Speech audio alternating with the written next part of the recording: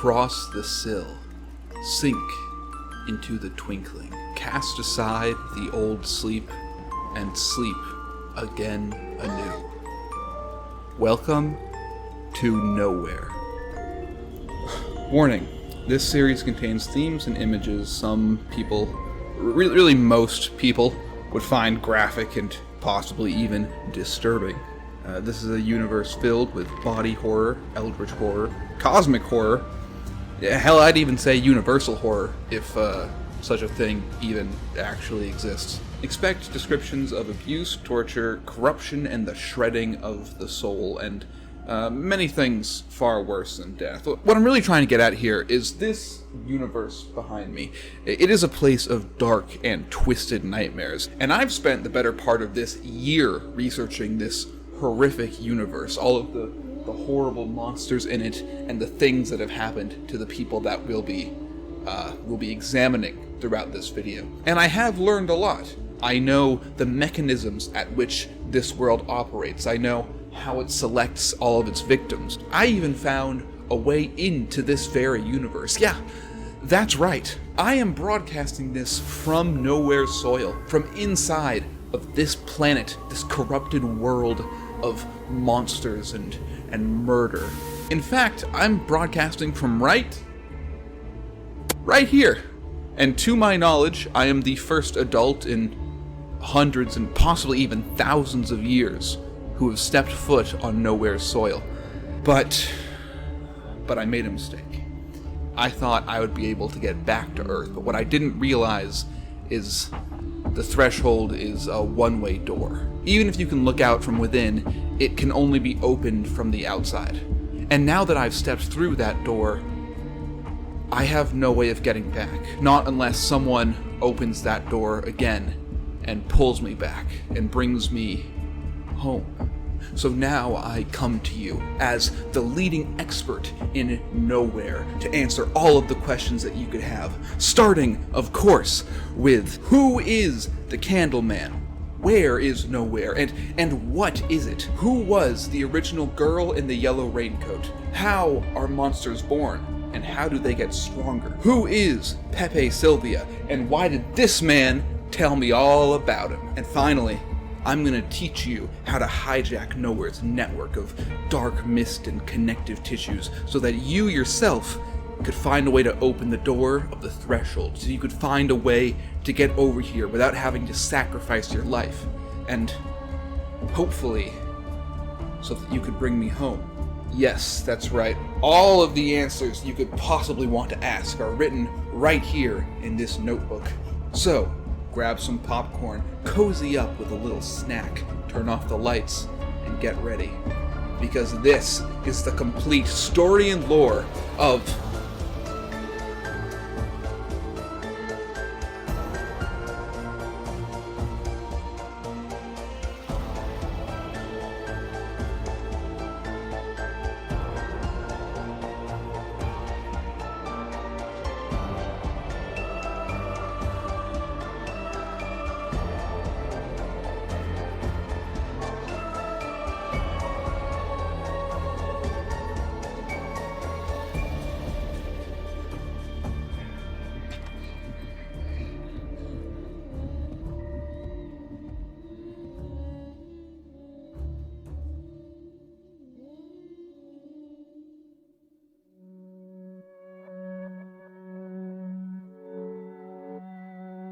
August this year, not more than 4 months ago.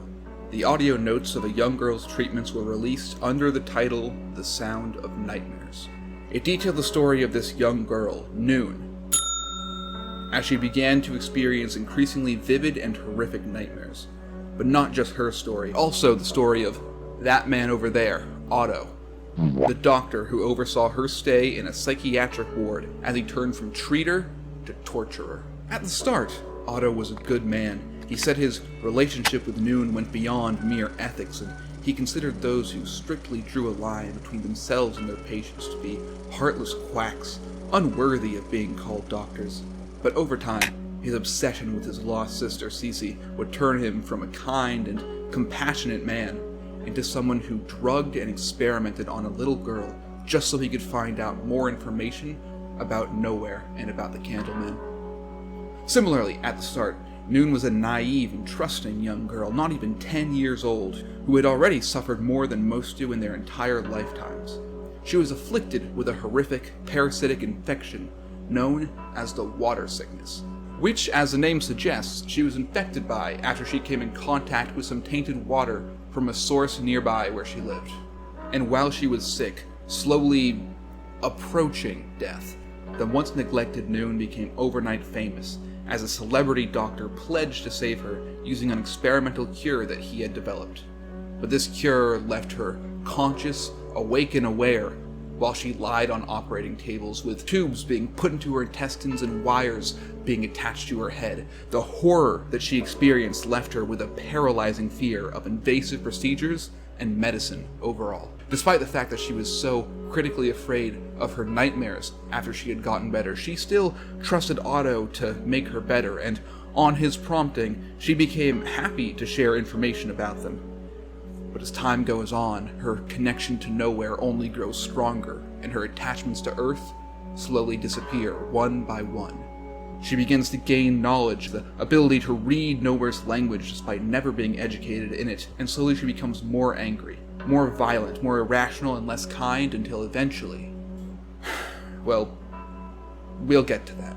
Each of Noon's treatment notes centers around her experiences as she goes through Nowhere, with each note coinciding with one specific entry in this dream journal that Otto's recording for her.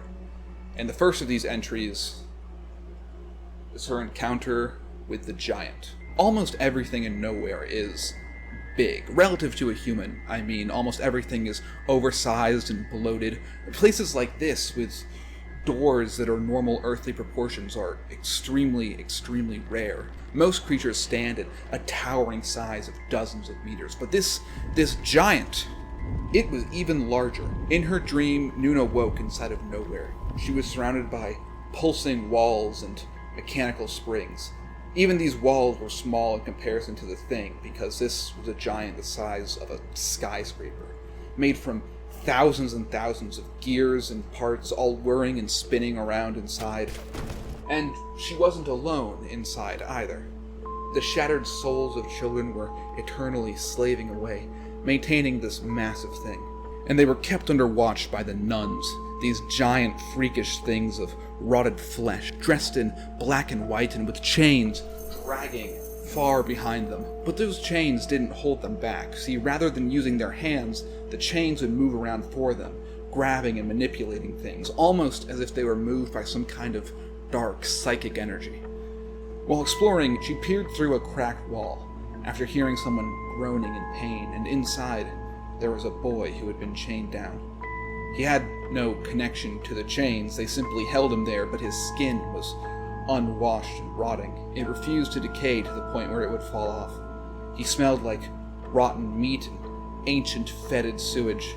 He was what happens to children who come to Nowhere. In the end, they always fall under one of three fusers. They get their soul ripped apart, and the fragments become shadows, just like the ones maintaining the giant. Or they keep coming back to life again and again and again forever, until finally, by the time they've managed to progress to adulthood, the only thing left inside of them is twisted and corrupted into something inhuman, something monstrous. Or, for the most unfortunate of them all, they get captured by monsters who've evolved past the point of their basic instincts. They get chained down, tortured, but never killed, and slowly turned into a specific type of monster, one which is purely subservient to Nowhere, and to the location where it was captured, which is what Noon saw happening to the boy. But she wasn't about to remain and be tortured like he was, so after a few near misses, which almost cost Noon her life and did cost her part of her dress, she finally managed to escape to a grand courtyard. She wasn't alone, though. There was another little girl who had also escaped to the courtyard at the exact same time, but the problem for poor Noon was that other little girl was far less sneaky. A particularly large and angry nun came barreling out towards them, its rotten chains rattling as they dragged along, and then, as if propelled by that unseeable force from before, it shot forward and grabbed the girl, before dragging her back inside. Another chain shot forward towards Noon, and just as it reached her, her soul rebounded out of nowhere. See, most of her body was still on Earth at that point, so as if it sensed the danger to its soul, she was recalled back to her body, where she woke up in a pool of sweat. We'll move on now to what happened to Jester, to Noon's fourth session with Otto and the second of the release notes in the Sound of Nightmares. But first, we'll take a quick moment to talk about the most powerful entity in all of Nowhere. And that is, of course, the Candleman. As far as I can tell from my research, the Candleman is either a singular entity who represents and seems to speak on behalf of Nowhere. Possibly he's even the materialization of Nowhere itself, or he's a special class of monsters, far above the regular 3 types of monsters that we see in the series. He's something unique. There are a few different creatures that look like the Candleman. Here's another one called the Wax Bellman. It's uncertain if he's one monster or if he's of a certain type of monsters, but what is certain is that he wasn't created the way that most monsters were. He wasn't made from the corruption of some poor child's soul at some point being tortured until it became subservient to Nowhere. He's like a demon, and he seems to speak on behalf of Nowhere itself. As I've mentioned before, he might literally be an extension of Nowhere itself, in the same way that my hand is an extension of me. And as you already heard, Noon saw the Candleman. She described him in detail, much to Otto's absolute shock, which made Otto realize that this Candleman was the same creature, or type of creature, as the Ferryman, a monster that his older sister Cici often described to him when she was just a kid. She would tell him about the nightmares she was having after she went through what appeared to have been a near-death experience, and about that ferryman who'd appear and silence all the monsters that approached her. Now, we'll circle back to Cici. She has her own dedicated section to this deep dive, but all you need to know for now is that the Candleman, he cannot be trusted. He's the most powerful and manipulative thing in all of Nowhere, and his single goal is to find children like Noon and drag them through the threshold to serve as a snack for Nowhere. But let's get back to that fourth session that Noon had with Otto. She mentioned to him that she had begun to have headaches whenever she was awake in the real world, on Earth. But those headaches didn't happen when she was just in Nowhere. Maybe because of this, or maybe because of Nowhere's influence, she also now enjoyed talking about her nightmares. And if you listen to those audio notes yourself, you might also notice that her use of language is starting to improve. Her vocabulary has grown significantly since that first meeting that she had with Otto. But once again, we return to the dreams. We'll leave those observations behind. In her dream, Noon saw the waves of Nowhere breaking in the distance. She awoke somewhere overlooking the beach. Below, there were fish-like boats, loading hundreds of feeders wearing those glossy, painted wooden masks on board. And while Noon didn't know it herself, those massive things were headed straight towards the maw. And a boy was with her, a friendly and extroverted one calling himself Jester, which was a nickname that he took ownership of after others gave it to him because he was always so quick with a joke. Jester was a boy with gooey hair, like this. He was a bit older than Noon, and frankly, we don't know if that means he has goo in his hair or if his hair is literally taken on the texture of goop. Frankly, the latter option is completely possible, given how Nowhere slowly mutates its victims before they finally lose their humanity. And he actually gives a glimpse at that mutation, that loss of humanity, beyond just his appearance. See, Jester loves making jokes. It's literally how he got the name. It's something that gives him comfort and makes those around him happy. But when he tries to tell a joke to Noon, something strange happens. He blurted, "A man tells his friend to stop looking for the perfect match. But he stopped. I could tell he realized that parts of him were missing. As if just being here was changing him. I realized something too. My headache was gone." Later, this same thing will happen to Noon.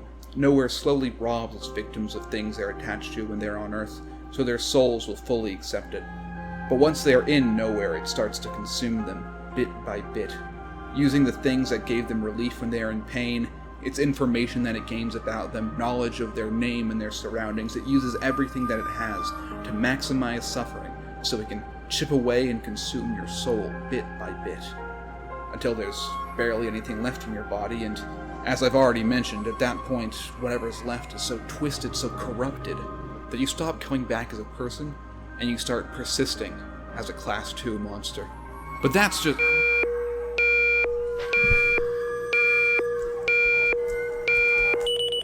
Oh, shit. What you just heard is my proximity alarm. I guess it means that thing is finally back. That monster seems to be mostly in charge of this place. As far as I can tell, it's actually one of the Class 3 monsters. Anyways, I'll explain that later, and I will continue to explain the lore, but for now, before it finds me, I'm gonna get out of here. But don't worry, I set up a relay station in the woods, way out there. I'll continue the broadcast from there. Shit. Yeah, okay. I gotta get going. I'll see you there.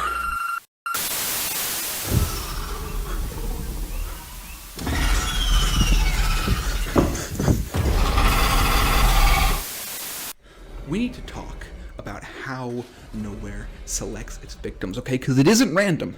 It's not, Noon is a perfectly good example of this, right? I mean, she was never popular in school. Yeah, kids used to call her no one. And then she abbreviated that into Noon, which I can only describe as an act of self-naming on par with him.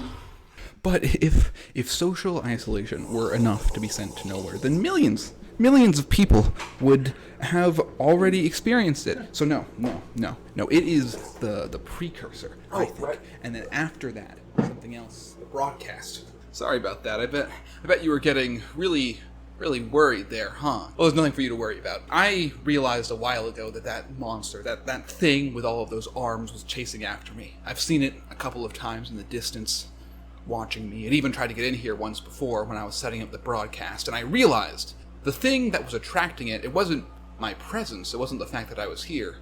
It was picking up on the signals from the radio tower. It was picking up on the fact that I was broadcasting from Nowhere. So I came up with a plan. See, when I was finding this place, this broadcasting center, I found all of these relay stations out in the woods. So I went out there, and I recorded my notes, and I pretended like I was going insane. So that way it would chase me out there, and it would try to find me. Anyways, so I came up with this idea for a diversion to get it off my back. And if you'll just take a quick look at this, I'll zoom in the camera. Yeah, there we go. I bet if we keep watching this camera, we'll get an even better look. Yeah, see? Wait, no, that doesn't look... It kind of looks like...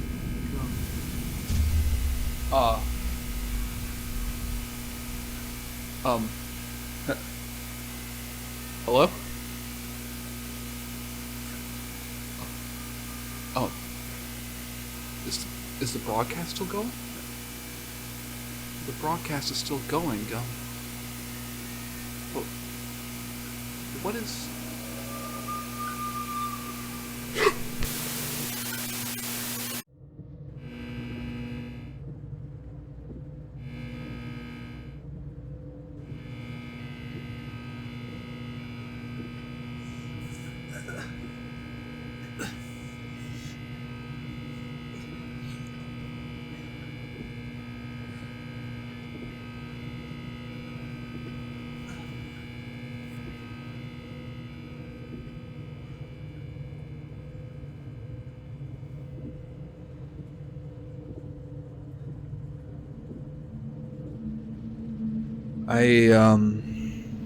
I think it's gone. That was definitely the monster from the tape.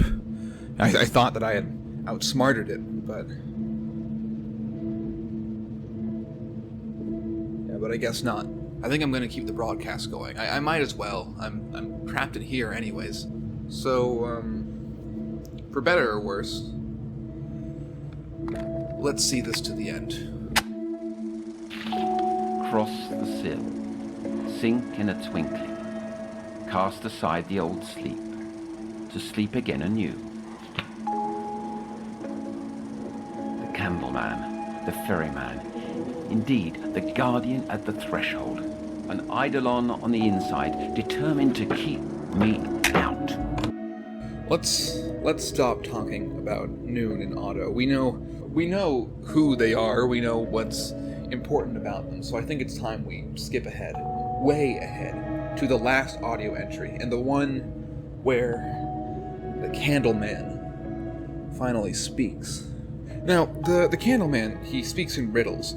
All of them, though, I think, they all make sense if you go through them line by line, one by one, which is exactly what Otto was trying to do there, and it's what we are going to do now. Now, just to remind you, Noon at this point has started completely disconnecting from the universe, disconnecting from Earth. She's been disappearing now for half hours or sometimes even longer, and she's been reappearing instead of just the same bed where she vanished. Sometimes she'll be far, far from where she was when she first disappeared. Interestingly, in these therapy notes, Noon wanted to spend time talking about her parents, and my guess is that this was something instinctive, something inside of her body recognized that it was about to get fully taken to nowhere, and that once that happened, there would be no going back. So I think that her connection with her parents, it was her last thread, really holding her on to Earth.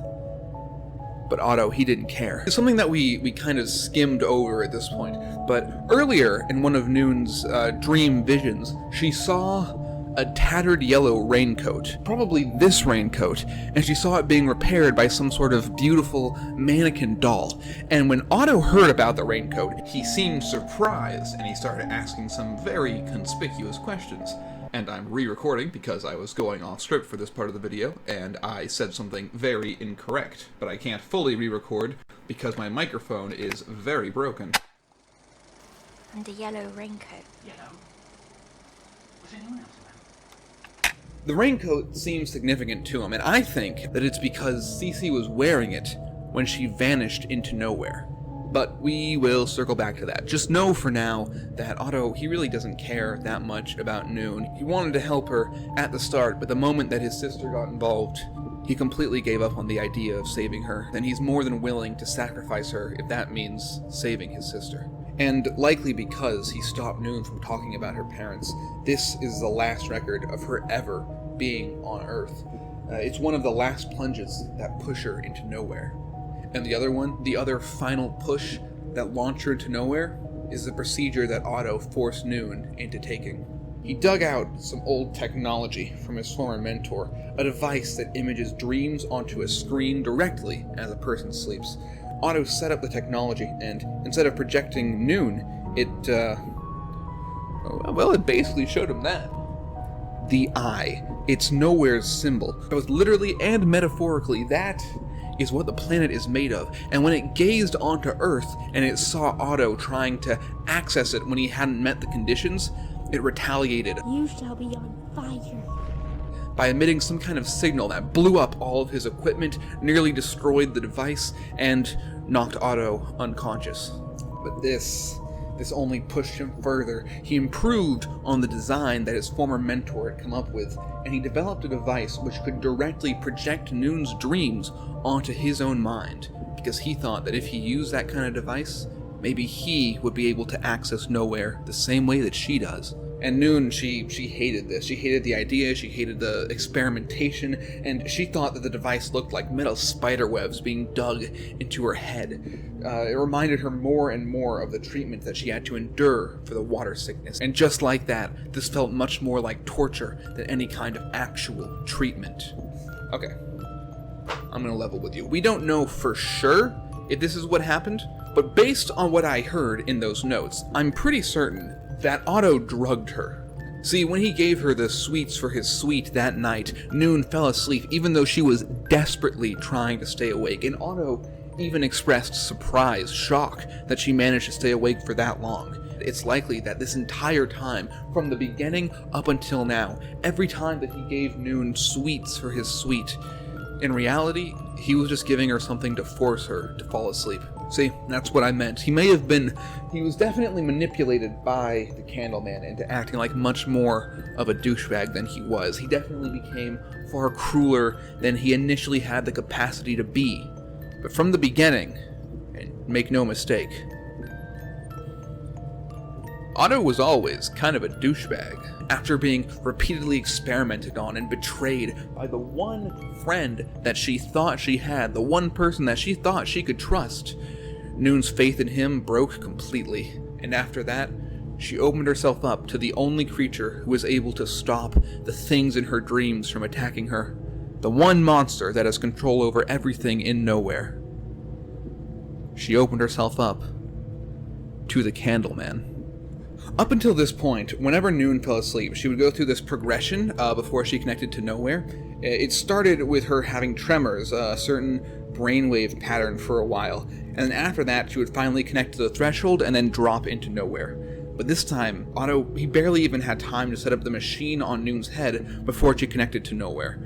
She woke up in an infinite area of dark mist, so thin and so void of light that it was as if it only half existed. Her physical body was starting to transfer to Nowhere along with her soul, and as a result, her senses linked again. And because of this, though, she was still able to hear Otto. She was even able to speak with him and respond to him, so she could hear him begging her to wait for him, but she had no trust in him at this point. And even if she did, even if she trusted Otto enough to wait for him or to want to bring him along, she had no real control over this place regardless. For a while, Noon helplessly sinks and floats across the darkness, feeling as if the mist is filling her.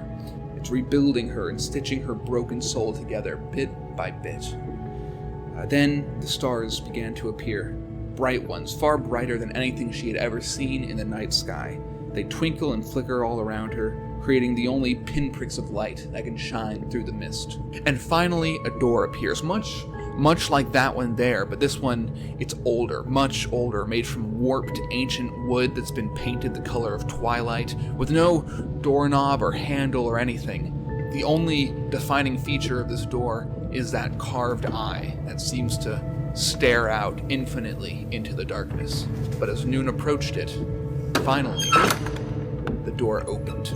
And from that open doorway, the Candleman stepped out. There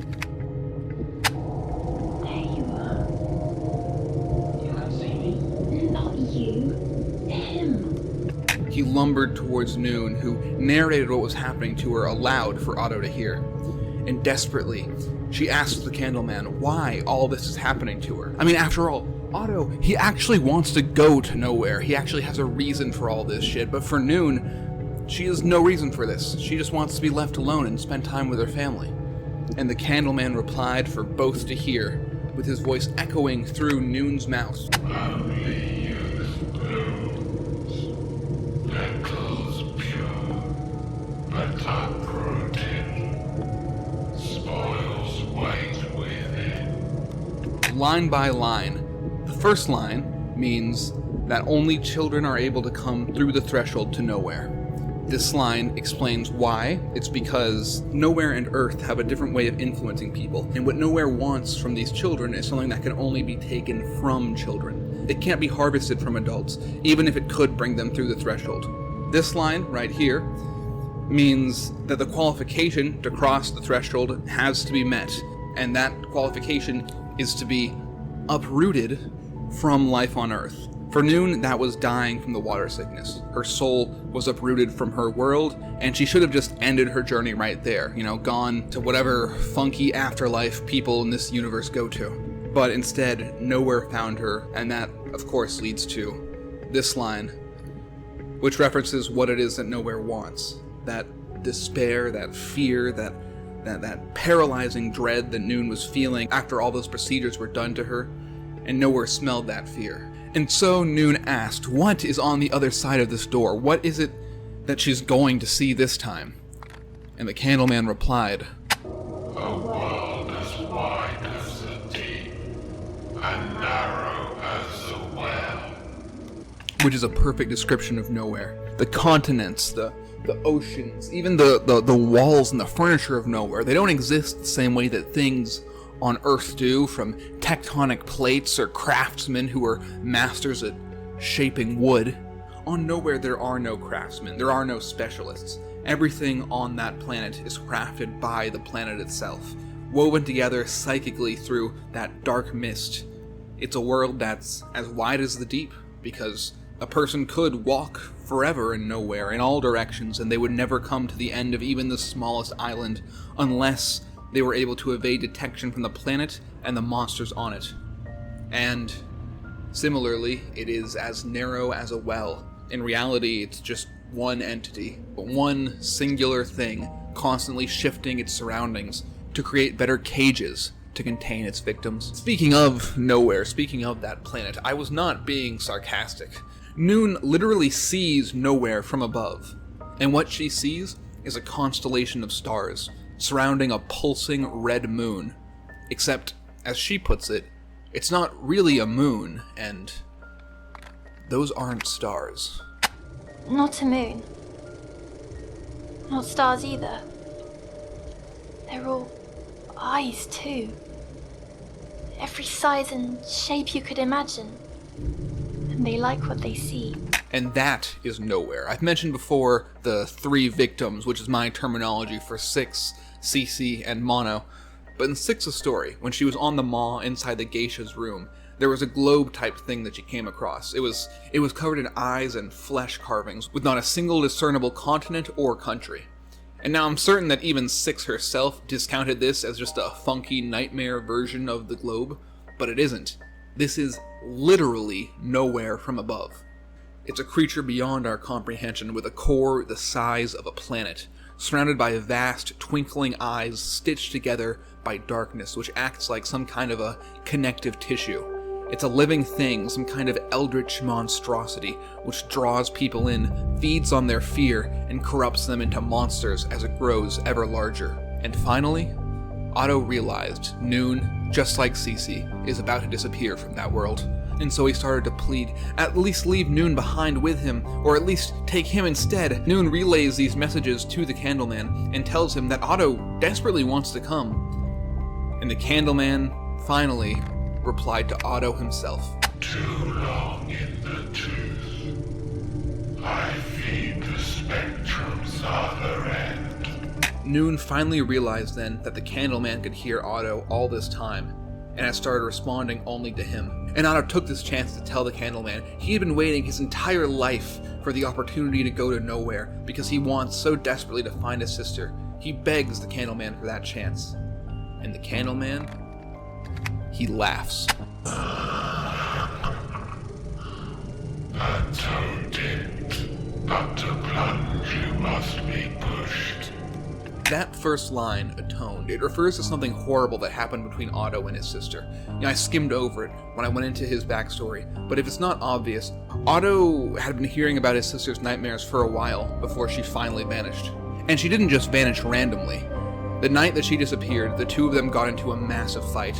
Otto did something that, even now, he feels is directly the reason why Cici left to nowhere. And I have a theory as to what that is, the exact path of events that led Cici into nowhere, and what her eventual fate was. But I'll save that when we start talking about Cici's story.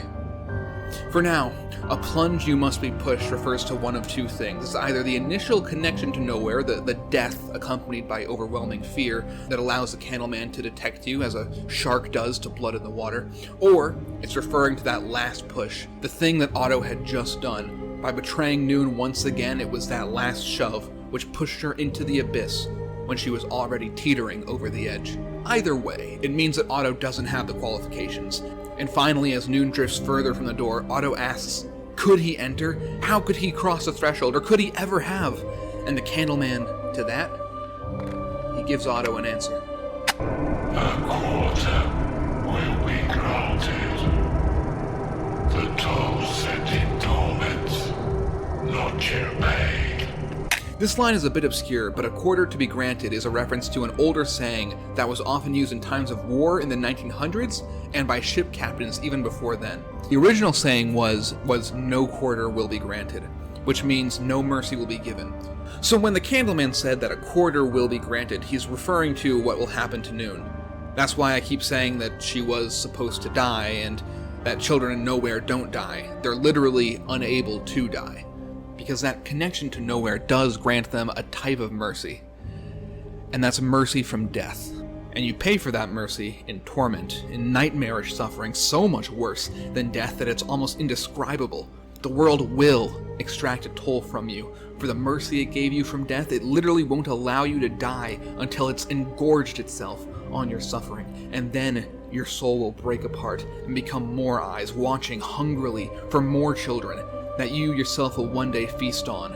Or, even worse, your soul will be corrupted, torn apart, and you'll become a monster, feasting on children yourself. And one of the biggest confirmations of all, the Candleman then says, Sleep now, Ruth. Sleep into nowhere. All this time, the Candleman was peering into Noon's, or rather, Ruth's mind. It knew her true name, her hopes, dreams, despairs, and it perfectly manipulated everything and everyone around her to make sure that she would come to nowhere. And she did. And that headache, the tumor, everything that happened up until now, it was all her body's way of telling her that, because it knew all along. At this point, she didn't fight it. She accepted nowhere, which is the last step of the conversion. And with that, her body vanished, and she was never seen again. As he was left behind, Otto began to wonder about Cici, and if she left for nowhere just to get away from him. And while he didn't realize it, the Candleman confirmed that Otto's rampant bullshit really did have a track record of sending people to nowhere. And he did this by sending a sleepwalking child who was staying at the clinic into Otto's office. Instantly, Otto realized that this sleepwalking is a change in symptoms for this child, and he puts it together that this might mean this child is also beginning to connect to nowhere. The Candleman will use Otto's obsession with this place to drive him to push yet another child into taking the plunge, all in the name of his dead-ended research. And Otto will never even realize the extent of what he's done. He'll never realize what Noon's fate was, nor will he realize what happened to his sister Cici, who disappeared from this world after she vanished one night while wearing her favorite yellow raincoat. And that is... I guess that means the monster really did give up on coming after me. And with that, we're gonna once again talk about our three victims. I think I'm all queued up for this already. We're gonna talk about Cici. Okay, let's recap. Otto and Cici grew up in a household where they weren't especially well cared for, and then at some point, Otto's older sister, Cici, she goes through an event that should have killed her. We don't know what it was, maybe hit by a car. Yeah, that's probably good enough. After that, she started flickering back and forth between nowhere, and she didn't tell their parents about this, or parent at least, but she did tell Otto about it. He knew about it, which is how he knows about the Candleman and nowhere as a whole. After some time passed, one night Otto stayed up to keep an eye on his sister because he was getting worried about these nightmares, and he witnessed her flickering to and from nowhere. This, he convinced himself, was some kind of dream or illusion, which is why he got so confused when he saw it happen to Noon, but he did say that he saw it happen before, so that's probably where it happened. Later on, at some point, seemingly after Cici was almost totally connected to nowhere, she gets into an argument with Otto. And this isn't really canon, this is just what I think happened. She got into an argument with Otto, a big fight, a big old stink, and then she storms outside of the house. He gets really mad about her, and he, being a young child who, at most, he's like 9 years old, right? So he did a very immature thing, and he closed and locked the door outside. So Otto's sitting there, and he's watching his sister, and she's fuming. She's, he locked me outside, what the fuck, let me in. And she feels especially betrayed. So she sits down, she curls up on the patio, the rain is falling, Otto's watching, and suddenly, she's just gone, as if she was never there at all. He goes outside and looks, maybe he tells other people about it, but eventually he gets gaslit into thinking that that shit didn't happen the way that he saw it happen, and in reality, she got abducted or she ran away. Now, we know what happened to Otto after that. He eventually went into psychiatry to better understand what happened to his sister, started studying dreams, started studying, Noon, and then tortured Noon to try to get more information. But Cici, on the other hand, here's what happened to her, right? Well, we have a rough idea. Cici would have taken the Candleman's hand, been escorted into the gaping maw of nowhere, not that maw, this maw. Then it closed up behind her, and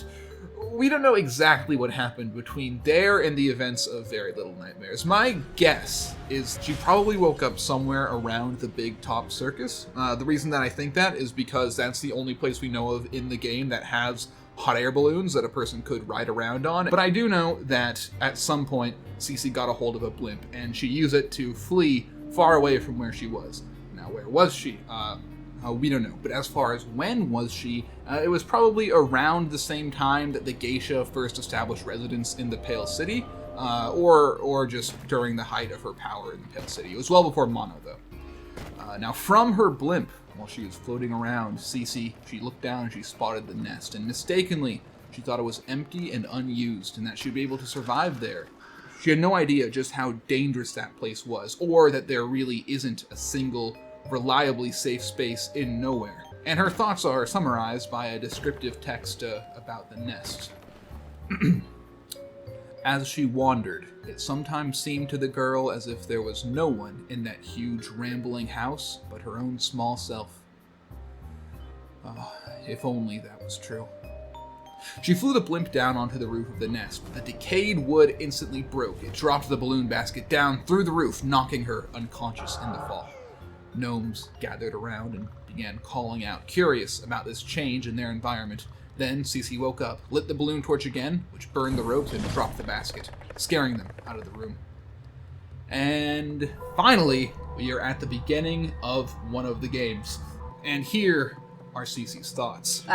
It's a good thing the nest is totally empty, and now I'll be perfectly safe for the rest of my life.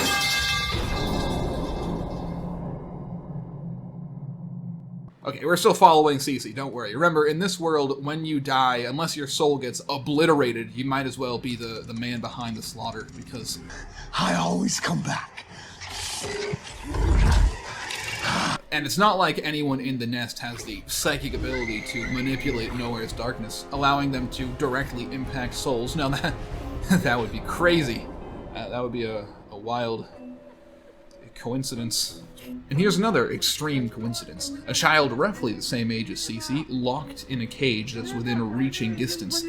This young girl reached out to Cici, and despite the fact that they come from different countries, Cici could almost make out what the girl was saying. Now, obviously, these children were captured by some kind of horrific monster, maybe to process them into, I don't know, skin furniture or something gross like that, since they'd infinitely respawn until their soul was broken away, just like how the maw gathers meat from children in the same way, endlessly killing them and then picking them back up from the orphanage. And obviously, the monsters running this place would hide keys in a place that a stubby little runt like Cici could never reach. That being the top shelf, every short person's worst nightmare. And then maybe do like a meme that says cringes in 5'9". But unluckily for whatever creature did this, Cici climbs. At the top of the shelf, she knocked the key down, but before she could retrieve it, Heard something. Come out. Come out. The mistress wants a playmate. I think these hallucinations are getting worse. Yeah, well, this place sucks. it was in that very moment that Cici decided she would escape the nest at any cost. And luckily, he didn't notice the key, so the moment he rolled out of the room without it, Cici took it. She freed our little Russian fellow, who evidently was raised with some delightful guidance and good manners. With the door open, our Siberian sibling ran off first. Evidently, she too was excited about the prospect of escaping the nest. However, she was much more coordinated than our Cici, so our raincoat-cladded girl struggled to catch up. What was that? Cici thought. Upon getting to the far end of the room, she found Siberian sibling's hat. She'd been taken by the monsters.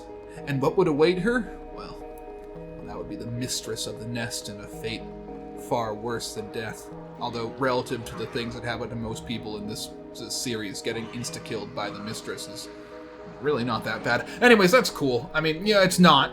They are dead. But Cici isn't, so she keeps on wandering throughout the nest, coming across multiple hideaways with multiple gnomes as she does. And there's lots of interesting things here. See, look, there's some cut content, there's some traps, there's a gnome, and here's something especially funny. The moment that Wheels catches up to you, he just fucking whomps you. But Cici avoids him after that one death. She enters her Metal Gear era and play some Metal Gear sound effect shit.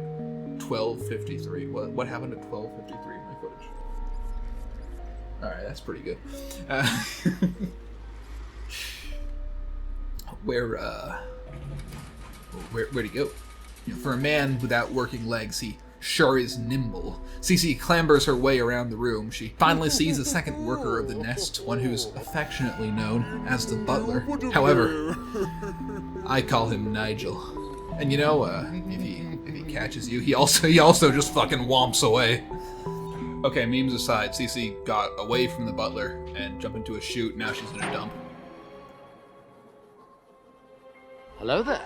By the way, whatever creature or type of creature it is that's sliding underneath this garbage is also something that we see in the Maw in the first Little Nightmares installment, the story of 6, who I'm calling one of the 3 victims because I don't want to say the word video game, along with the gnomes and the extremely similar architecture. This is another major coincidence between the 2 places. But once she... oh, God fucking damn it. Welcome to the most annoying part of the nest. Nothing will shave chunks of your soul away quicker than repeatedly having to climb this garbage chute, while random PNGs of the Club Penguin boot drop on your head and send you into the darkness. Yeah, Cici is truly with the birds.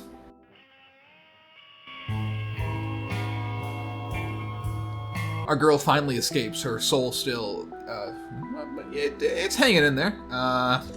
She found a jack-in-the-box, and oh, that's always nice. We do love to see a cut content character. I showed him earlier in this video, because I accidentally wrote that into the script twice.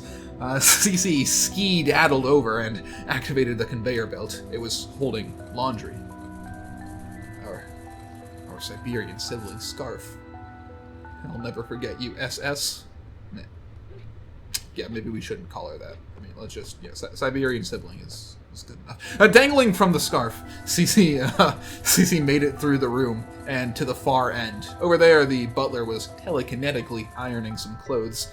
Just like the janitor, our boy Nigel will still womp you too. But I never pointed it out. I never pointed this out. But the butler is wearing handcuffs, and that's actually significant. See, earlier we talked about the Sound of Nightmares and the giant. I mentioned how there was a monster bound in chains, became slowly corrupted and was unable to die. And I even put that those chains were similar to the noose of the bellman and the butler's handcuffs. Yeah, the chains, along with giving the nun a certain kind of power, also bound it to the giant and aided it in hunting new victims. It was both a prisoner and a warden.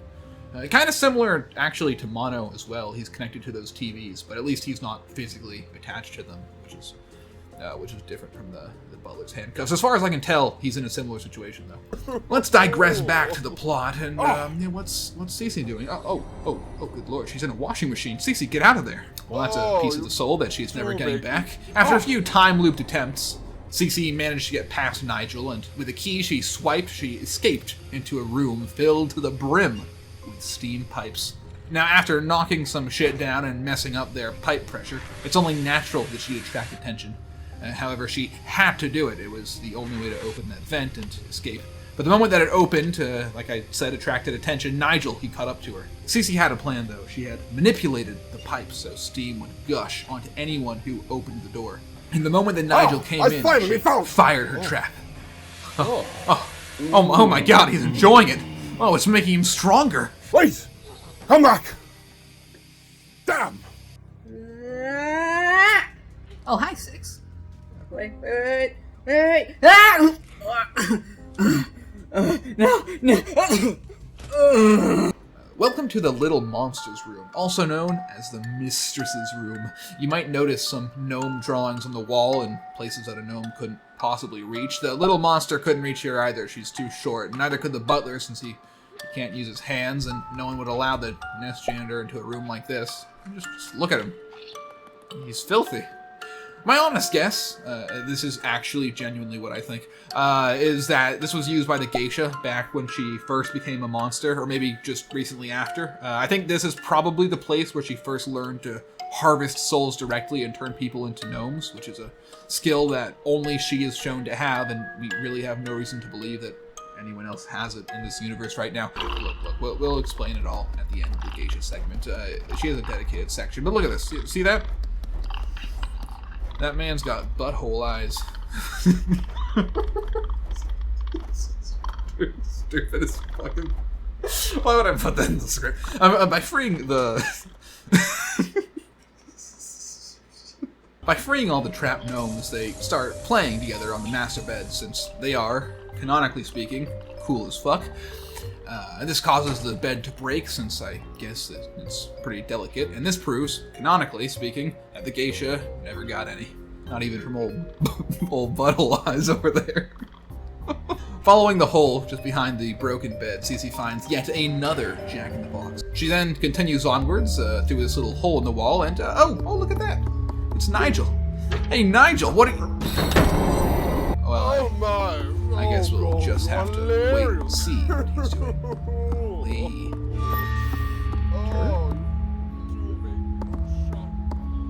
Was that my Siberian sibling? Cici was desperate, so she followed Nigel into the other room. She desperately tried to wake Sis up, but her body is cold and stuffed with feathers. She's already dead. But how could this happen? We know from literally every single piece of information in this series of games and audio notes so far that even if killed, Nowhere itself will always resurrect its victims to extract more suffering from them.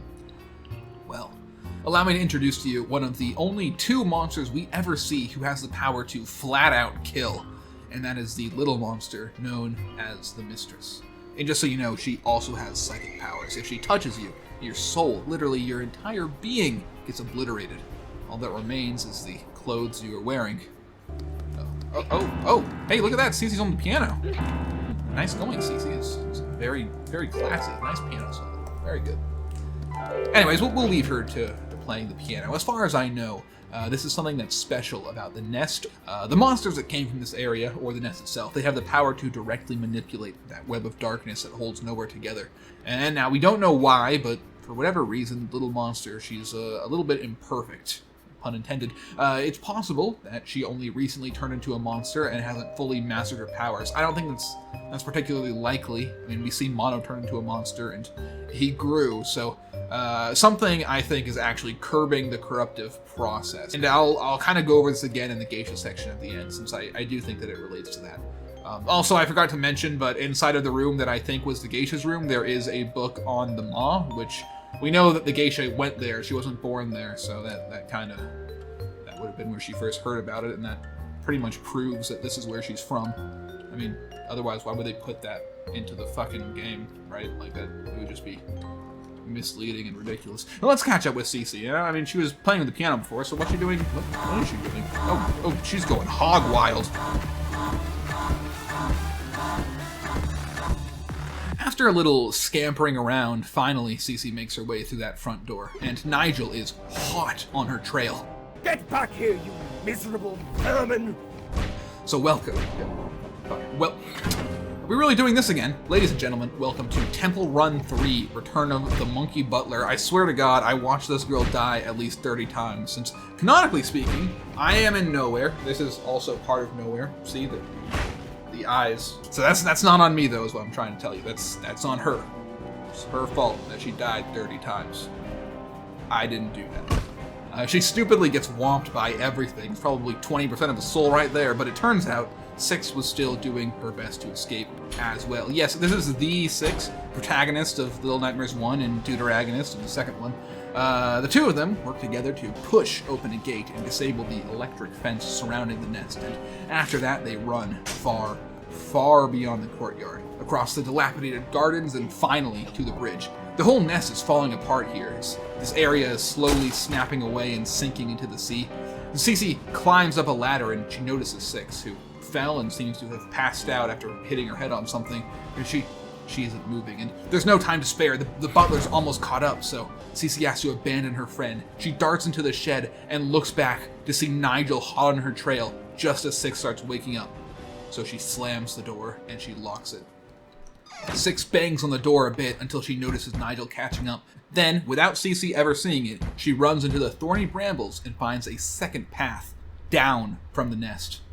Meanwhile, Cici, she darts down into the basement. She goes out the back exit of the nest, this string of hope that nowhere provides, like a light at the end of the tunnel, which makes Cici think that finally, maybe out here, she'll find a place that's safe.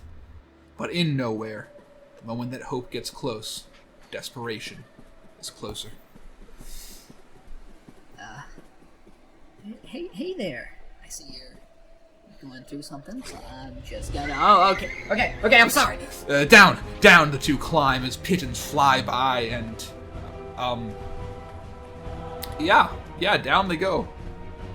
Way down they go. I'm just gonna fast forward this. Okay. Oh shit, I went too far. I'm just gonna rewind here. 6, hey, there you are. She survived, and she was also trying to escape the nest still. Cici felt awful about abandoning her friend, so she dropped a log to 6, helping her cross over so both of them could get away together. These were precious seconds that Cici didn't have, and as she reached the bottom of this path, the mistress loomed behind her. Cici had no way of knowing what would happen if she was touched. By the way, canonically, she never got touched up until now. You can make the mistress touch you if you, run up to her, but canonically, there's no way that would happen. So, Cici had no idea what would happen if this snarling little brat caught up to her. She stepped backwards, her feet on the edge of the cliff.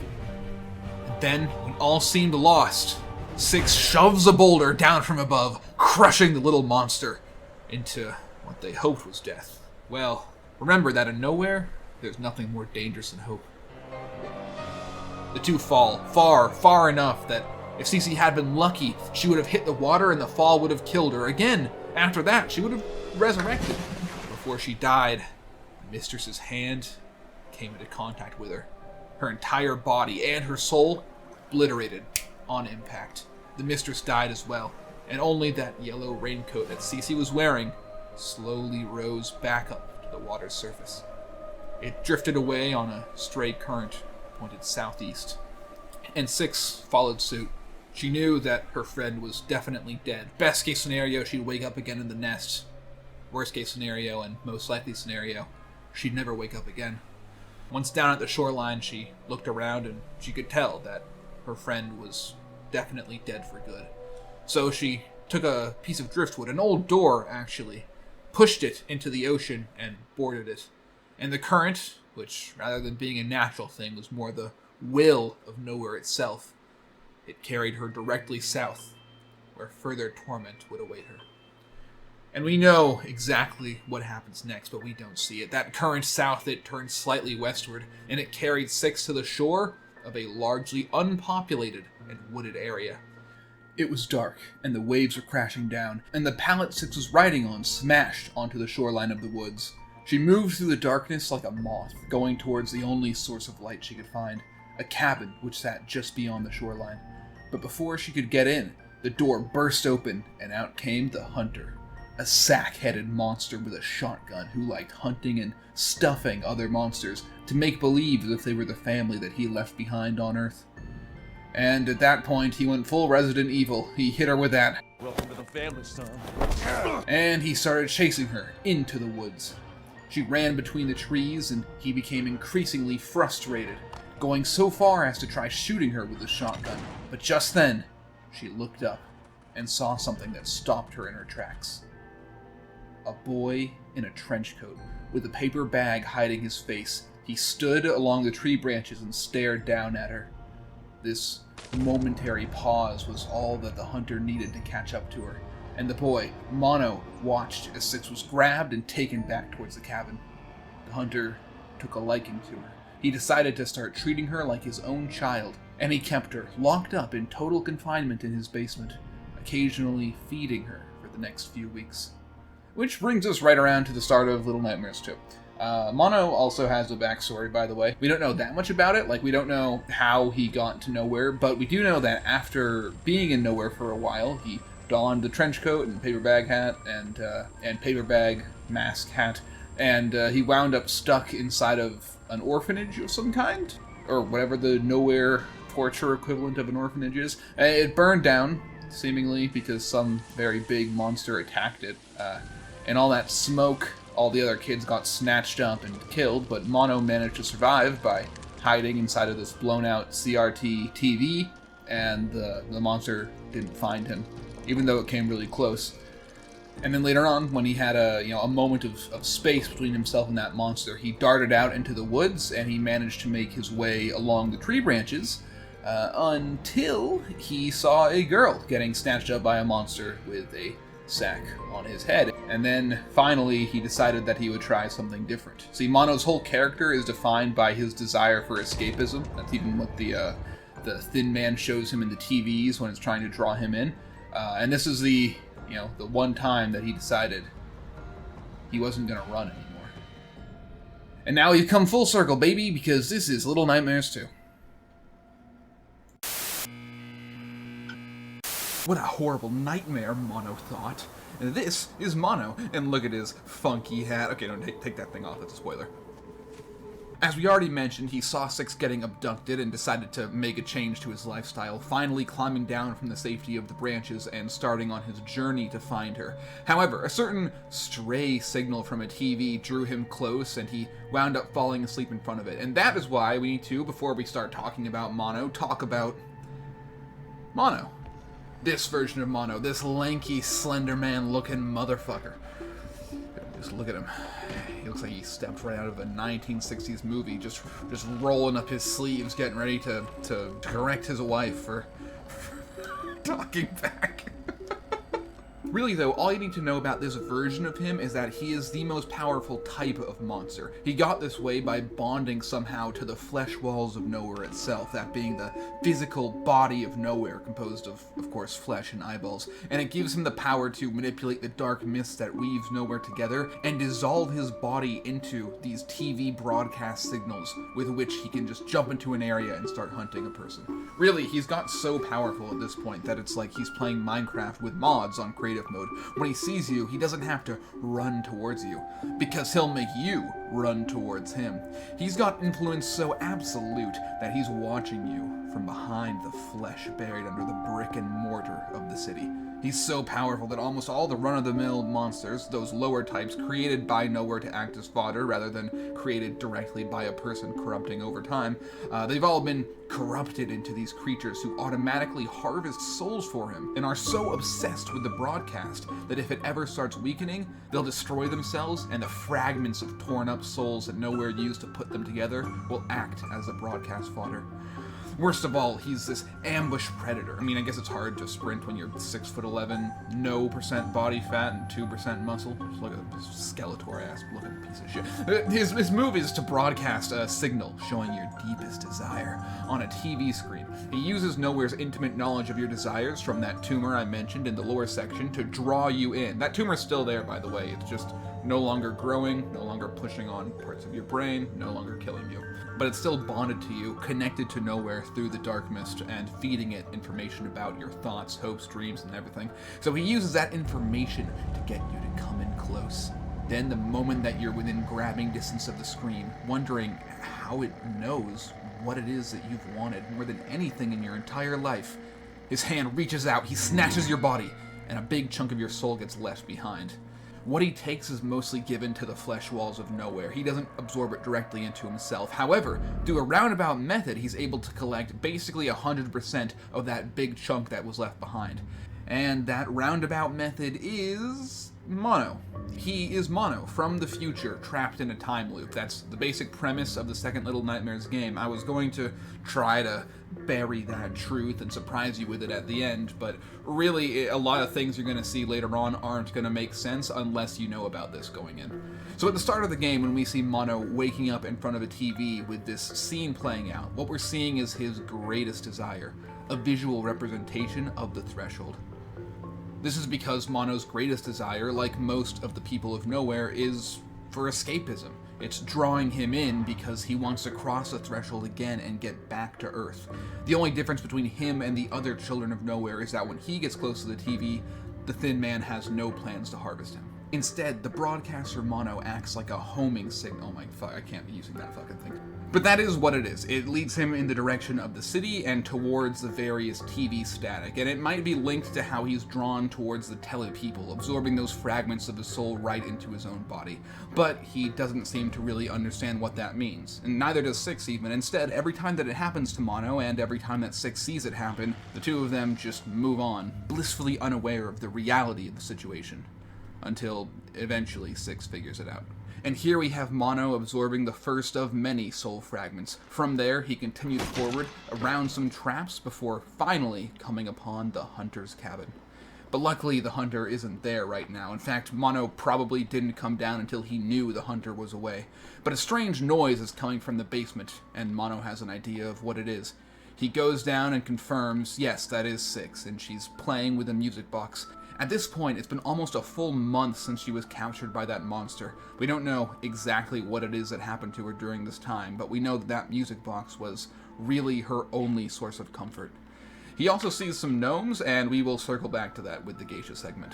With Six freed and the pair now teamed up, they sneak and creep across the swamp. But the hunter, he's suspicious.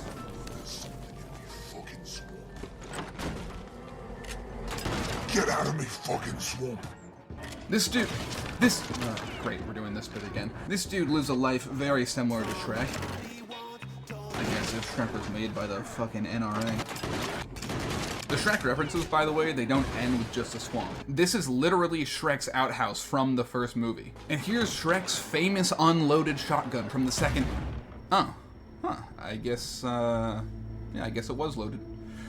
Okay, earlier I misspoke and said that Six arrived on the beach in a broken door. Really, she arrived on a piece of driftwood which crashed on the beach, fragmenting it into pieces. The door that Six rides was on the beach, it's what she crashed against, and it's what she rides when she sails away from the beach.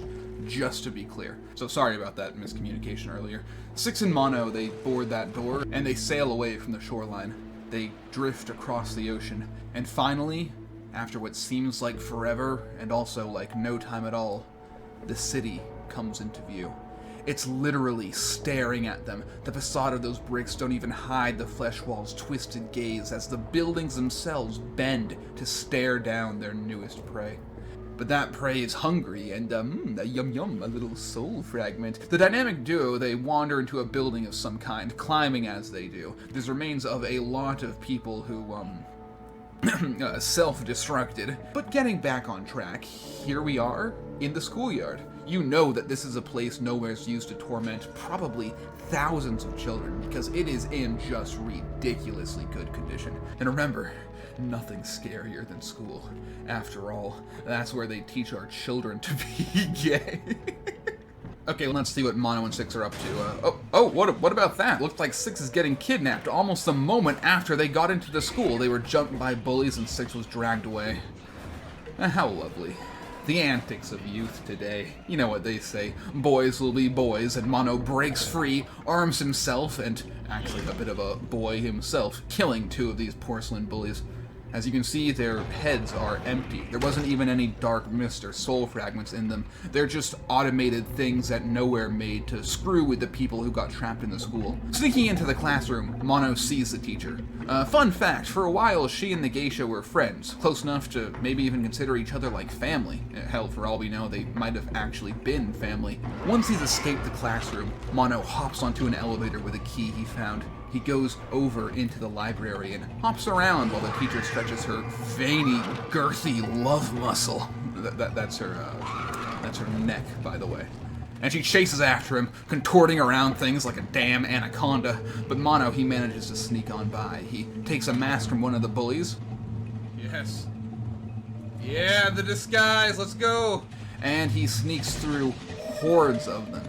And they don't notice shit either, they just think he's being a bit polite. Look at that dude stomping on the food. Crazy. Crazy man. After all, he is quite dapper. Oh god. Okay, well, fantastic. I guess he's fine.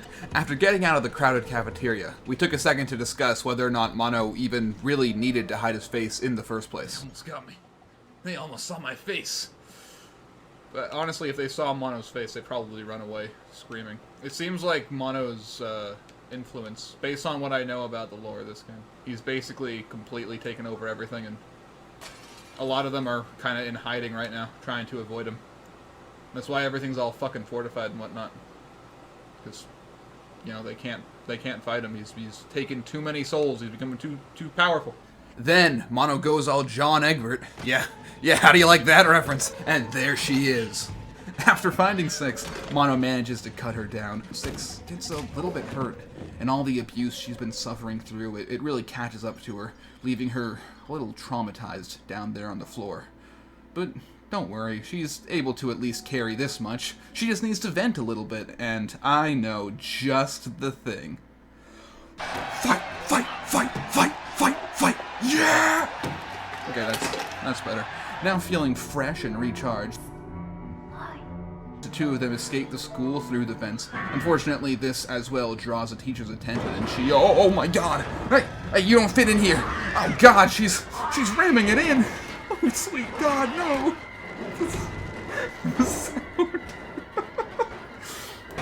Okay, I'll stop. But they managed to escape her and get out into the city. It turns out that neck does not go all the way down, and there is a limit to it. So she's not able to follow them anymore, and probably retreats. Although here's hoping that she got stuck in there and the bullies turned on her. Isn't that right, Six? Six? You okay? You feeling a little chilly? The two wander around in the rain, Six slowly getting colder and colder as they do. And Mono realizes that she needs to be warmed up, but he doesn't have to worry that much. Nowhere wouldn't let you die of something as calm and passive as the cold, so it brings Six a twisted sort of hope she can rely on. It washes over to her the very same raincoat that her dearest friend once wore. Six slides on Cici's raincoat, and immediately she feels warmer. It's almost as if Cici is still there.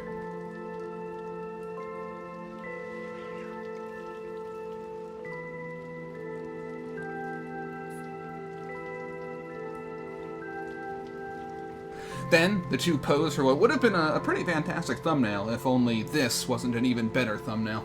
Hey, speaking of thumbnails though, I always feel a little bit weird doing calls to action on this channel, and I don't like interrupting my videos to tell people to subscribe, but I found out by looking at other channels and comments and video creator statistics and things that don't really matter like that if you don't tell people in your video that you care about subscribers, they're just gonna assume that you don't.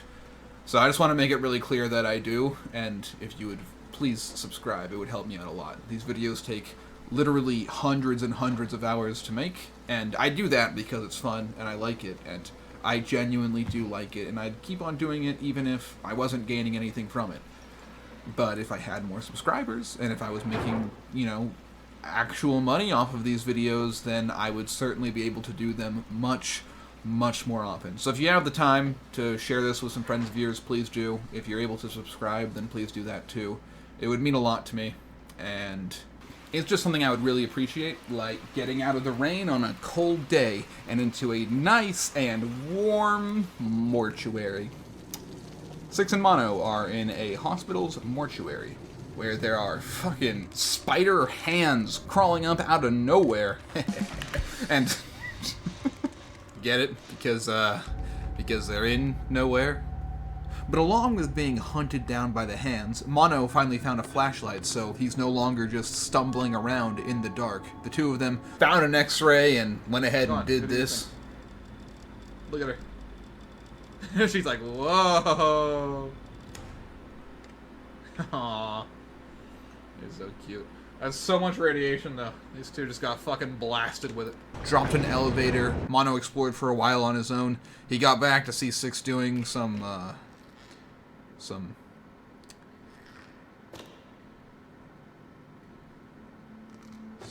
pretty weird shit there. Finally, and I mean finally, they find some real food. Is this corn? Why is there corn on the cob here? I didn't mention it because I had to cut a lot of the audio series out, but it's shown in that series that almost all the food in Nowhere is rotten at the core. But finally, we have some food which literally can't be eaten at the core, only its outer layer is edible, and that is some delicious, nutritious, sweet corn, freshly steamed. Okay, Six, the power here is kinda screwy, so here's what's gonna happen. I'm gonna leave you here with the corn, because it's gotta cool down, right? And I'm gonna go and get what we need to fix the power, maybe get these lights back on, and then both of us can eat the corn together. Okay, I trust you, Six, and I'll see you soon. Back in this creepy part of the mortuary, there's mannequins just standing around, but they're not just standing. They're waiting, lurking, and they go buck nutty when you aren't looking. This makes for a very high-level game of flashlight tag. Everybody just stay still. Everybody stay calm, okay? Just calm down. Go. Okay, just calm down. Chill. Alright? Are you chill? Just chill. At least I don't have to worry about that anymore, and besides, check it out! We got some cheese! Hey, look at it's cheese! Why is it, what's going on in this place? Why are there so many snacks? And with this, I think it would pair very nicely with the corn. As we can see from these holes in the cheese, it's at least mostly still edible. So I'm just gonna take this back and oh no, not again! No, this is mine! You scum! Stay away from me! My cheddar! No! Well, I had to abandon the cheese, but at least I got through that. Whoa. You stay there. I'm just gonna take this, and whew, we finally made it, and we can finally get our corn. Better not have eaten my corn, Six. Six, where's the corn? Six, where is my corn? I left it right here. Where is it? No. Damn it, Six. What? Oh, she's taking the thing back from me. Look at her just fucking walk off like she's on a mission after she ate my corn. Look, and the bowl, it's empty. So she definitely actually ate it. This is some bullshit. This is some absolute bullshit. So, here I am now, a man without corn, who's lost his cheese. Six. I'll never forgive this betrayal. In the doctor's room, we see a wall of masks. One of them might look familiar to you, or at least I hope it does. It's the flesh mask worn by the janitor in the first game, or what the mask would look like if it had been fit properly. So you take a look at this critically injured fellow lying on this bed behind the sheet. He is the janitor. We pretty much confirmed this on stream because if you listen very carefully, the sound of him breathing is almost the exact same as the sound of the janitor breathing in the first game. In fact, I'm pretty sure they actually reused the audio just to make this point clear.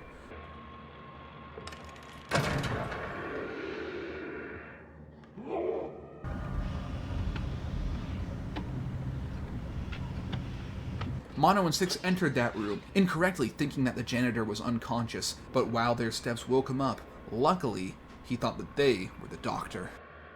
Doc, thank you so much for helping me. I can't wait until I can see again. Yeah, we'll just leave him alone for now. I don't know what's going on there, but let's just take a look at, okay, I know I said this already, but that is one high-calorie human. And why is he humming the FNAF Foxy song? Well, we need to distract him, and Six seemed to have an idea for a funny, high-level prank. So... Hey, that is you, right, Doc? Ah!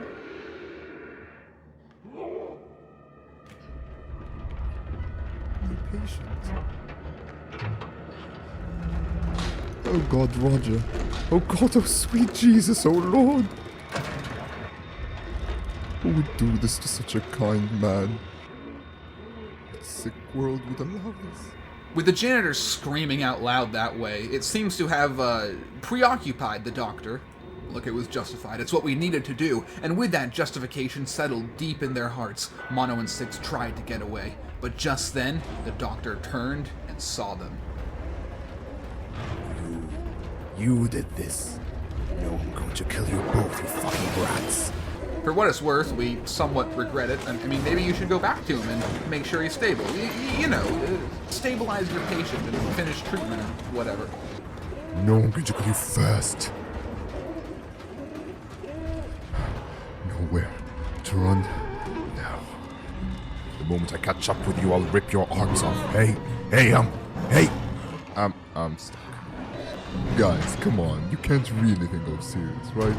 Come on, guys, I don't even like Rod. Please. Let me out. No!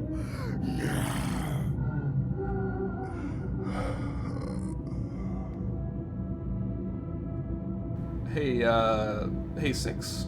Do you think that janitor survived? Okay, you're just gonna get warm there, I see. That's okay. Maybe we could go check, or... Nah. Out front, the two wander about the desolated city. It's full of the residents, all thoroughly corrupted by the broadcast into the soul-sucking hollow creatures, obsessed with their own desires. That's right, I had a desire. I wanted to escape, and I would if I could just open that door.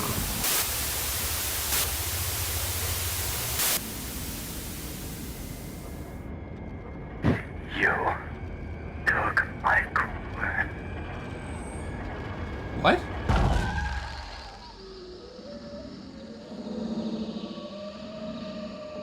Where do you think you're going?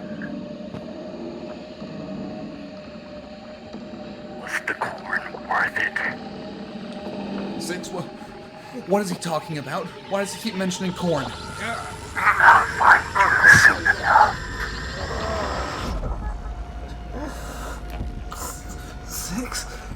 Six, wait up.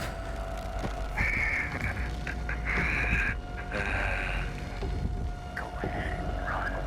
I'll find you again. Don't listen to him, Six. He's talking crazy.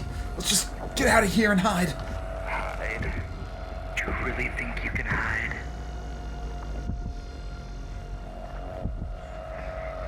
We see you.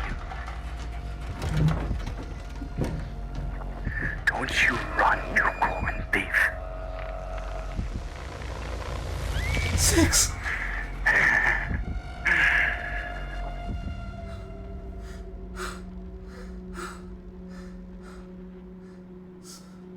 Six? Is that you? What happened to Six? Six, where'd you go? Mono cried out, but he knew that Six had been taken. And just like before, the last time that he saw a monster get its hands on her, he knew once again he was going to save her.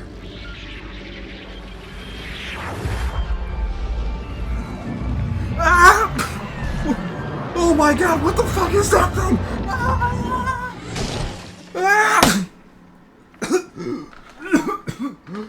Ah! Don't worry, Six. I'll save you.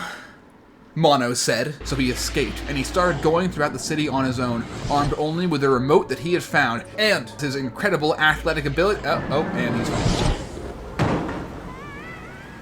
Mono crosses a line of the corrupted, all sacrificing themselves to be reabsorbed into the flesh walls and aid in the broadcast power. There's no point in thinking about it. For now, Mono has to find his friend, and he's got to hurry before the swarm catches up to him.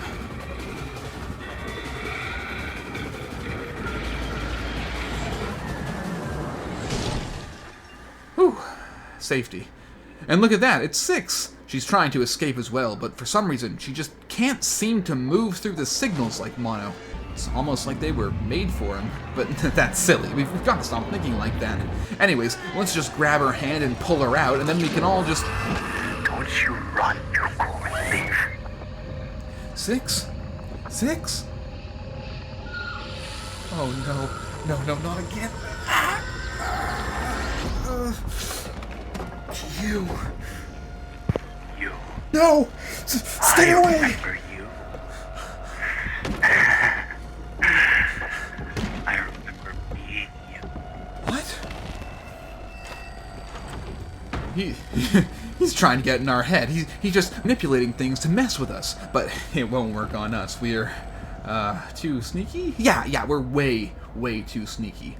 But stealth won't matter here. He's watching through the flesh, and the flesh is the walls, so he's seeing everything that we do. Mono dives out a window and slides down into an old train car. He dashes on through, desperately trying to get away, while the thin man continues following, teleporting through every screen in the area. Mono cried out, "What do you want? Why are you after me?" I want my damn corn. I don't know what you're talking about! No. Well, you will.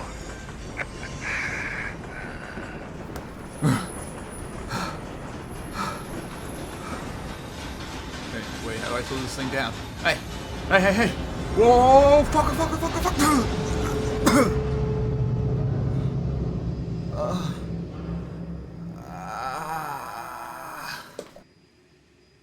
Mono is hurt. Badly. He follows the teleprojection of Six out towards the city. It still has its mind because it's a larger chunk of her soul.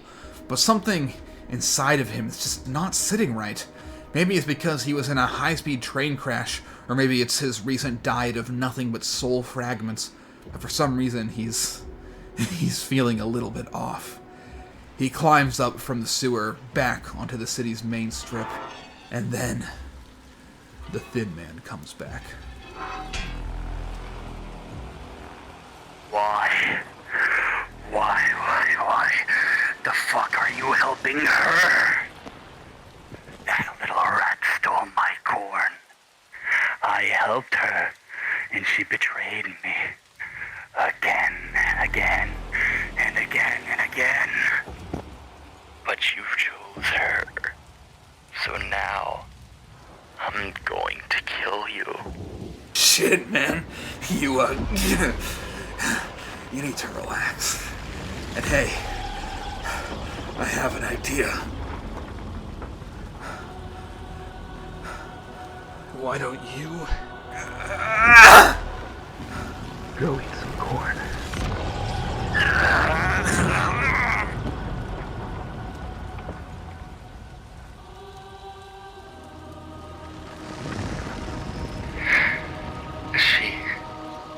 She'll betray you too. Just you wait. You'll see. I don't care.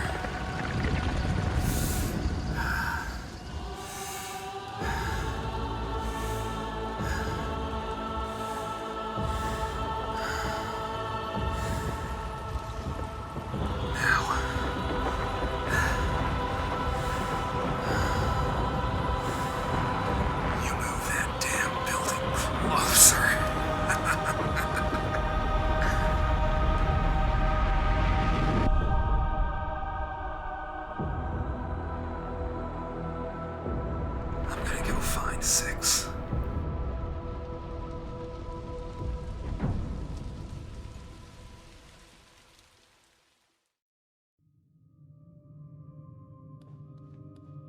Welcome to the Broadcast Tower, a structure lying close to the heart of nowhere, made from a similarly infinite staircase of looped space just like the Threshold. It's so close to Nowhere's bedrock that this is some of Nowhere's oldest builds. The only other place you can find these builds are in the Threshold. In that space, it doesn't even try to look human, and given that we're nearing the end of the time loop, Nowhere itself has already begun dissolving it back into its flesh, preparing to warp the tower back in time once again and restore the Pale City to the way that it was. Mono, he ran through the broadcast tower. He could hear music in the distance, a familiar music box, one that he's heard before. And he followed that sound through hundreds and hundreds of teleportal doorways, until finally, he saw Six.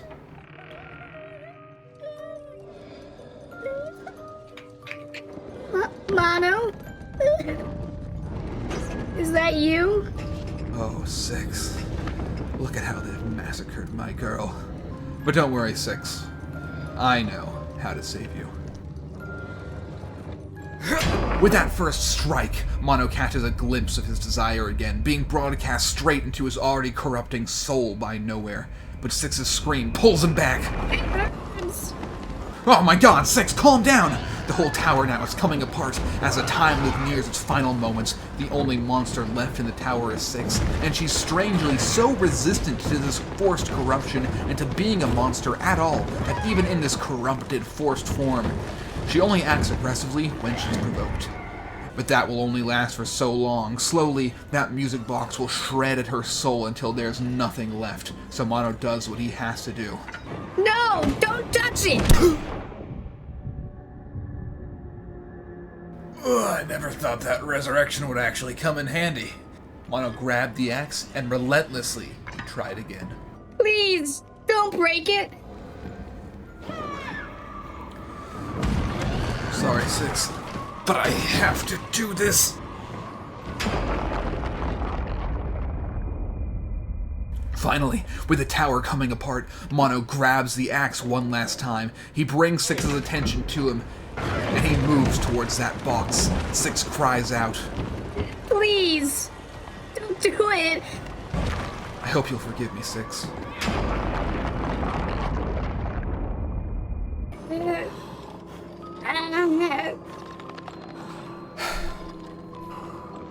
Get away! It's all I have left.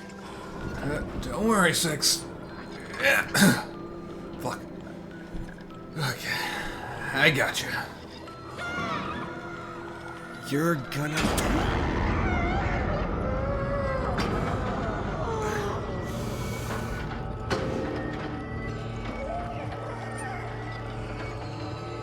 be just fine.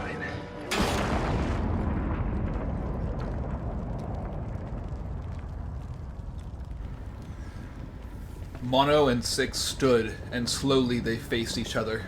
Six still coming to terms with the thought that maybe Mono wasn't exactly who she thought he was. But before they were able to sort out what had happened between them, the time loop has reached its end. The flesh walls fully start to consume the tower, to bring balance back to the city as the walls close in.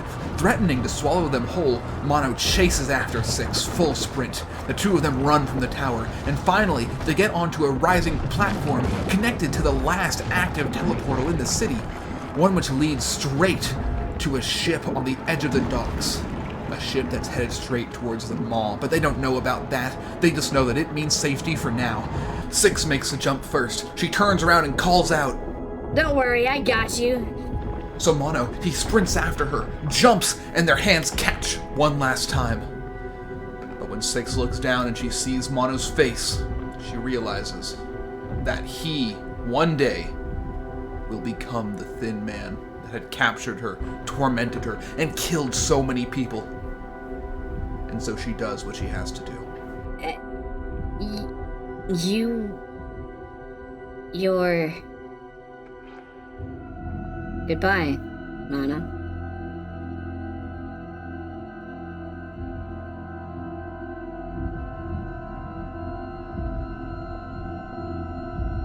Six sadly walks away from her friend.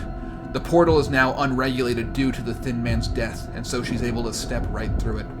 Mono, he falls deep, deep down into the flesh, and then he sinks into its pulsating mass. He slowly descends until he's at last at the very heart of nowhere itself. That pulsing, undulating mass of flesh, miles wide, with a glowing eyeball watching him from above, and casting its light down onto him.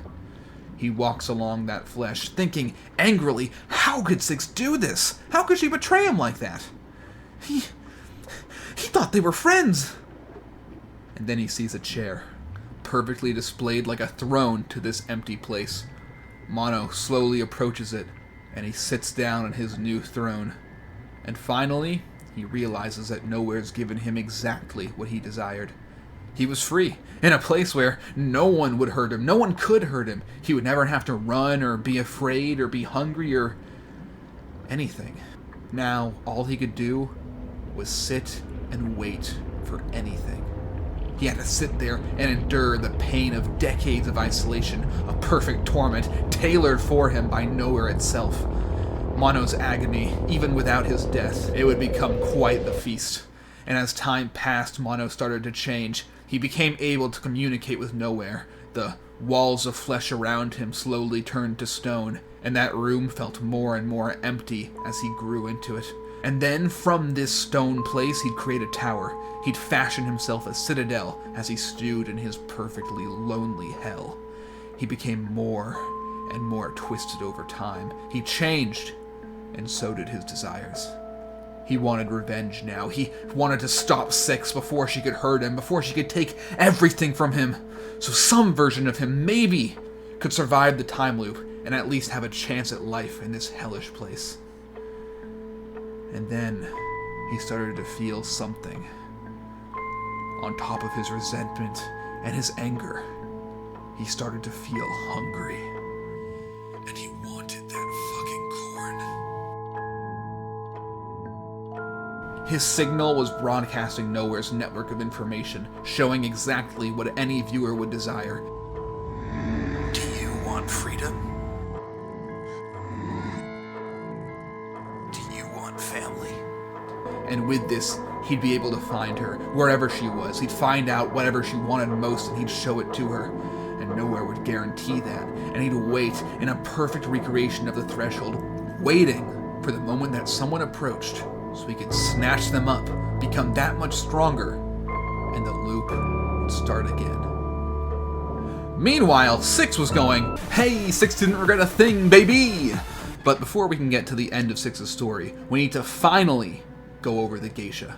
Throughout all the games I've mentioned so far, she's come up so many times, and there's so much of her history laid out throughout these side items and gnomes who are strewn about throughout all the Little Nightmares games, and even the audio series. By tracking these things, we can actually track her movements across Nowhere, and we can put together a rough map and timeline of everything that happened to her, at least as she began to rise to power, and how she became the most unique monster among all of the corrupted children of Nowhere. Luckily for us, we even have a map of Nowhere's continental layout, and we'll be using that to give us some nice graphics to look at, but unluckily for us, it isn't labeled. So I'm going to plot out exactly where I think stuff is, but the specific locations of things, it's not canon. It's just my educated guess.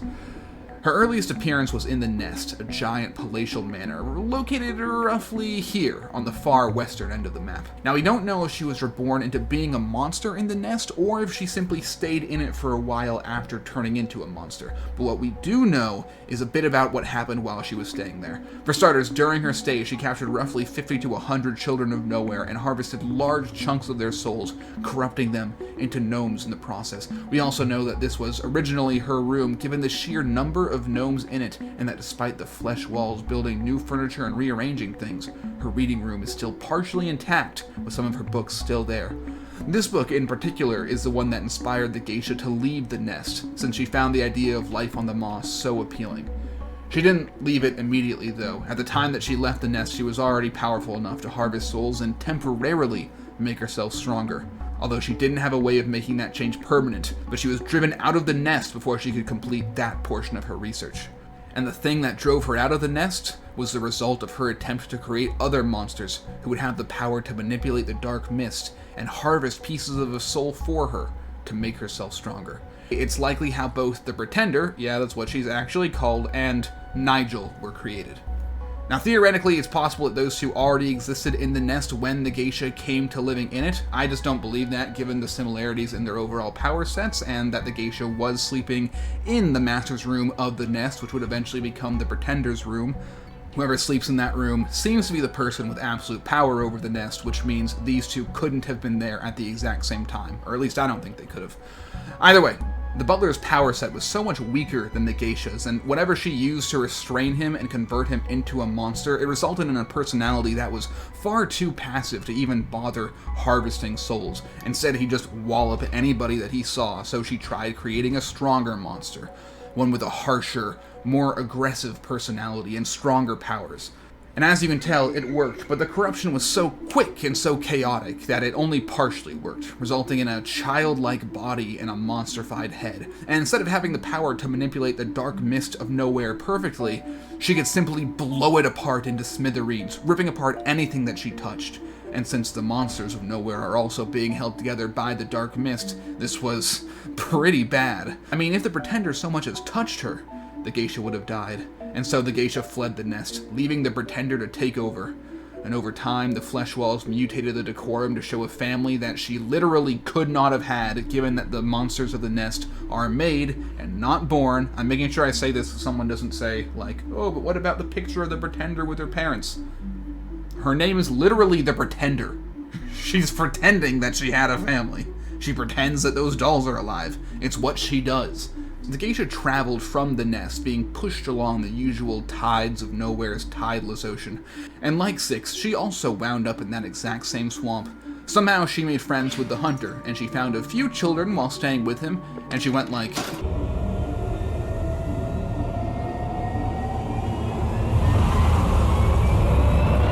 She traveled around for a while after this. The portraits in her lair inside the maw were likely created to remind her of her journey. And finally, she came upon the Pale City. No, not that one. Yeah, that one. That Pale City. She settled here, actually, for a pretty long time, which we know about because of the audio series, which takes place after the end of Mono's time loop, and probably, I think, around the same time as the third game, but there's no way to tell that for sure until the third game comes out. It's just a little game theory. In the audio series, Noon finds literally hundreds and hundreds of gnomes hiding underneath the Pale City in the sewers that she's sneaking around in. And because the gnomes all come from the geisha, and we know that she died on the maw, that means at this point the geisha stayed in the Pale City, and that she was living in the Pale City for the longest period of time out of anything that we're aware of during her existence in Nowhere. She became particularly close while she was staying here to a certain long-necked teacher during this time as well, and also to a monster who would one day become known as the Janitor. And finally, when Mono's influence started to spread, the city fell into chaos. The geisha fled the chaos of the city, that's a developer quote, and remembered that book that she used to read when she was younger, still experimenting and creating gnomes back on the nest. She came to the maw. Using her incredible power over dark myths, she was able to take control of it almost immediately, and more importantly, she was inspired. Remember, she tried to take over the Pale City, but when Mono took it from her and the war completely clapped her fucking side, she saw how Mono absorbed souls into the flesh walls, putting them into the tower and using that as a beacon to spread his influence. And so she started experimenting with trapping the extracted souls as well, not inside of her own body, but instead inside of a very large vase which would serve as her own private vessel, just like the tower was for Mono. Then inside of glass jars which could extend her influence, just like TVs extend the influence of the tower, and finally in porcelain idols made of her own image, which were more stable over time than the bottles of flotsam. She did this, and she also at some point came into possession of a certain porcelain mask, which is also some magical bullshit. When she wears it, it slows the rate of her degradation, because she is actually constantly getting weaker over time. It seems like Nowhere's influence fastens the dark mist that holds a person together as best as possible, but for whatever reason, the geisha starts unwinding the moment that the mask comes off. I think it's because she's harvesting souls only for herself. Nowhere gets almost nothing out of that bargain, and as a result, it's decided to completely stop protecting her. So she uses this mask to slow the rate that she's getting weaker. It's networked against that jar and all those idols, and with the maw automatically harvesting children, she's constantly getting stronger and healthier, faster than her body can degrade. With this newfound strength, she was able to psychically influence many monsters using their dreams, a skill so powerful that only Nowhere itself is able to wield it aside from the geisha. And with that, her influence started to spread as well. Anything with a profound emptiness inside of it, like almost all Type 2 monsters, were affected. Even the blind man who was being treated by the now dead doctor was affected by it, and began acting subservient to her. She was still probably weaker than Mono, because Mono was being propped up by Nowhere itself, but at this point, she's so powerful that it's safe to say that they're roughly neck and neck. There's also a solid chance that the reason Nowhere teleported Six through that portal to something that was going directly to the maw was because it thought Six would one day kill her. And speaking of Six, she had exited Mono's time loop. It had brought Six to the limits of the Pale City, onto a ship that, as we mentioned, was headed directly towards the maw. Six also realized during this time, though, that her soul had a massive tear in it. A piece too big to survive without was missing, and even though Nowhere was trying to help hold her together, even its power over the dark mist was not strong enough to keep her whole. And so, similar to the geisha actually, she also began unwinding, leading her to experience bouts of ravenous and potentially even lethal hunger. And when she slept on that ship headed towards the maw, the geisha projected to that void inside of Six as well, leading Six to believe exactly what Nowhere was hoping she would believe, that only by hunting the geisha could she find something large enough to fill that void. And eventually, that would lead her to finding a power so strong that she'd be able to stitch herself together, even without ever being whole again.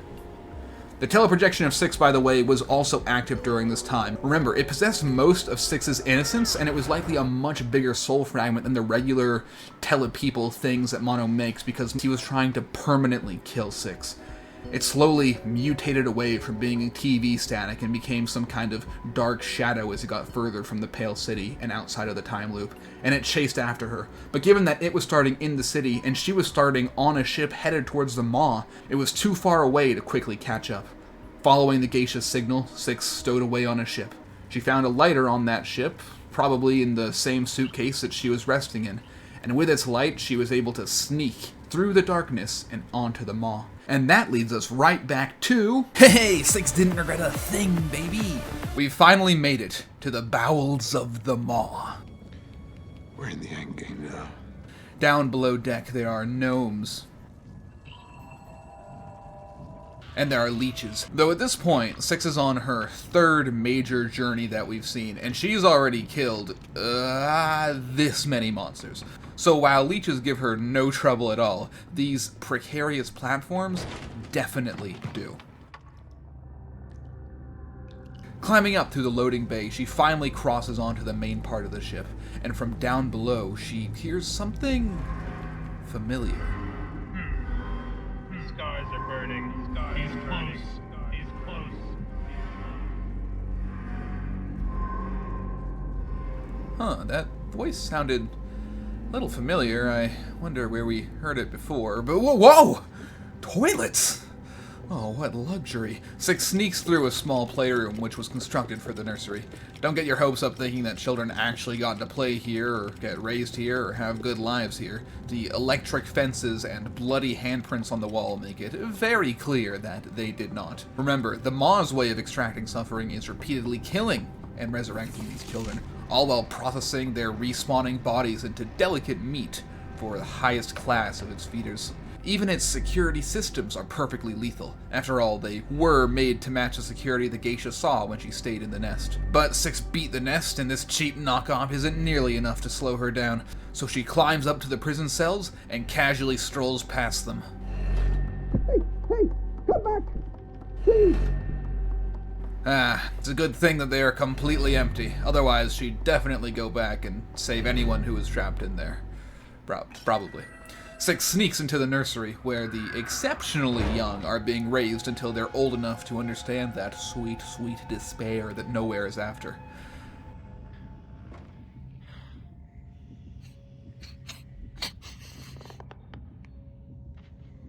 She's here.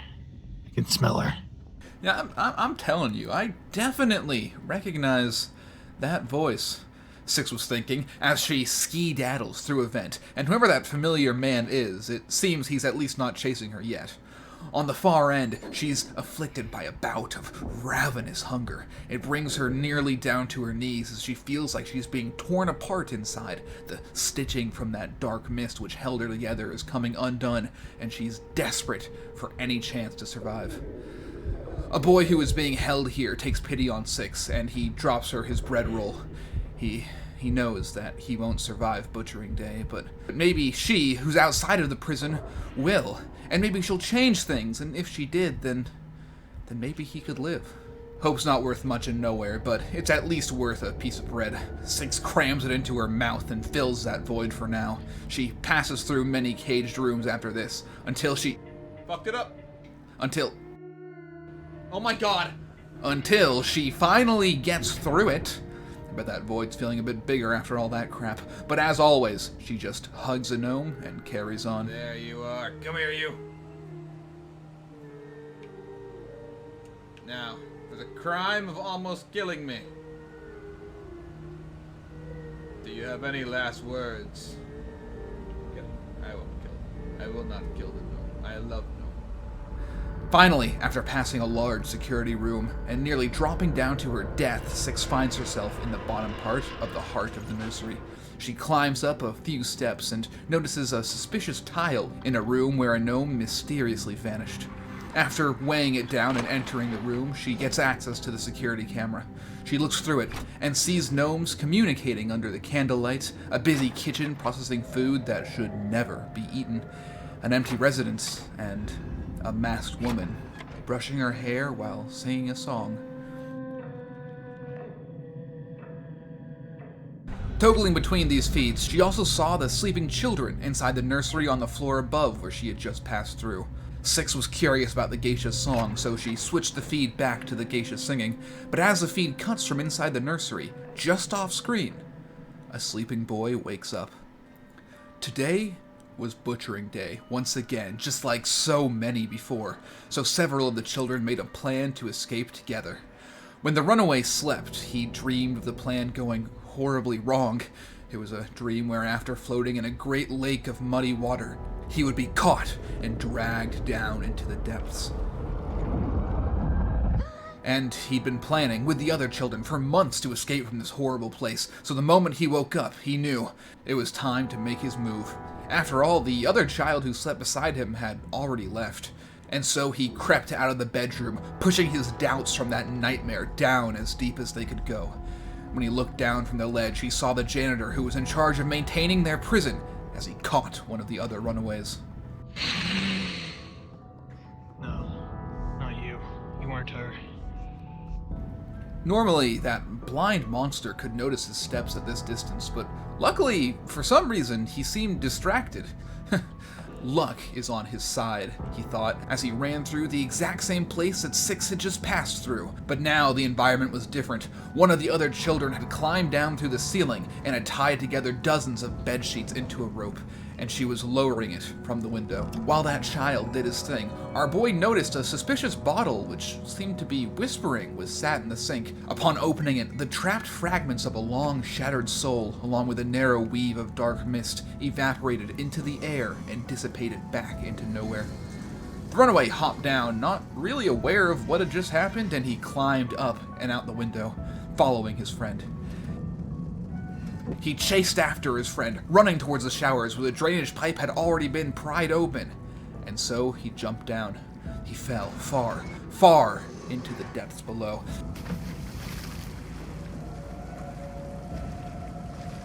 And when he climbed out of the water to the room where they were all supposed to regroup, only his friend's flashlight remained. He had been caught too, and the runaway, he was alone now.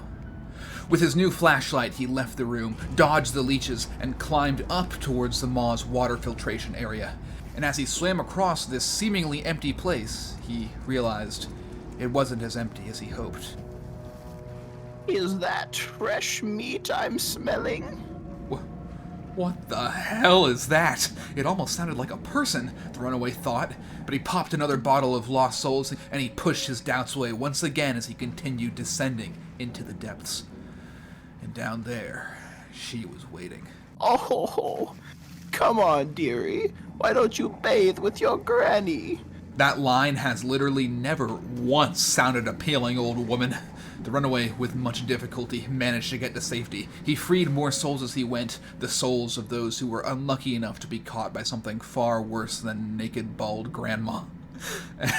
And by climbing across the scrap meat of those who didn't escape this butchering day, the runaway managed to find his safety. The old lady, she wouldn't be catching him today.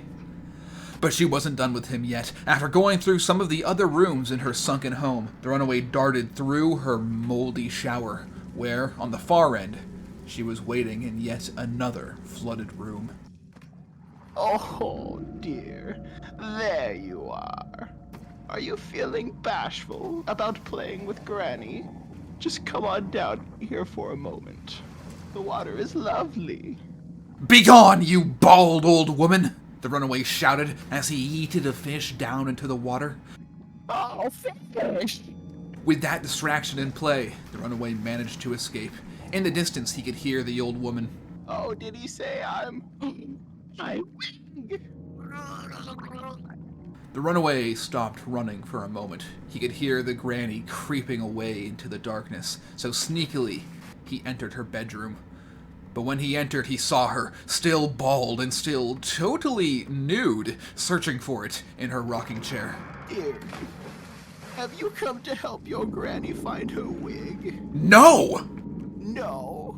Oh, come here, dearie. Are you still scared of a little water? Get in here with Granny! Luckily for the runaway, there was a saving grace from the most unlikely of sources. While the signal had been cut and it was now nothing more than an empty broadcast, it was a broadcast from a source that all of us are very familiar with. A stray TV, still on, was tuned into the signal of the tower. Outside the time loop, this had no real power anymore, but it proved one thing. This bitch has electricity. Sweetie, no, please. Just get away from that evil thing. No one, and I mean no one, is this desperate to bathe with their grandkids.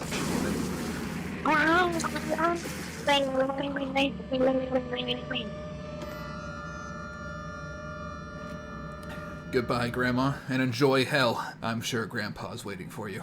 The runaway, conqueror of the depths, did what needed to be done, in that he freed more lost soul fragments from another bottle, ruining another of the geisha's prototype beacons, and weakening her ever so slightly. And from there, he climbed, free, out from the depths. He made his way back up to the main floor, where... No, not you. You weren't her. Six, for nearly 3 hours now, has been watching the geisha sing her stupid fucking song.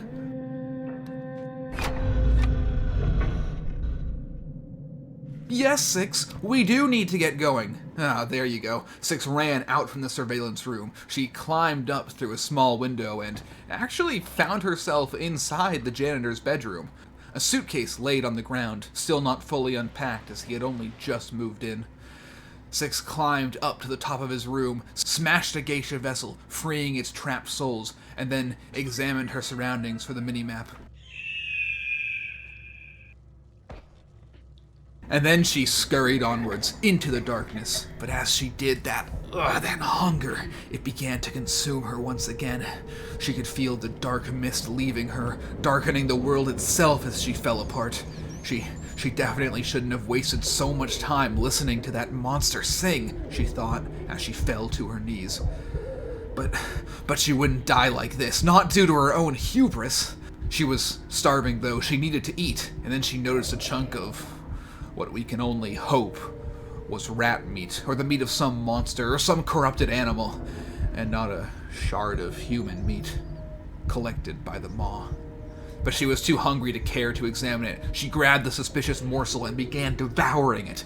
Instantly, she felt relief as the gaping hole inside of her soul was once again filled. But Six, she wasn't the only one to feel that relief. Gotcha! Yes! Yes! It's you! You who almost killed me! I got you, finally!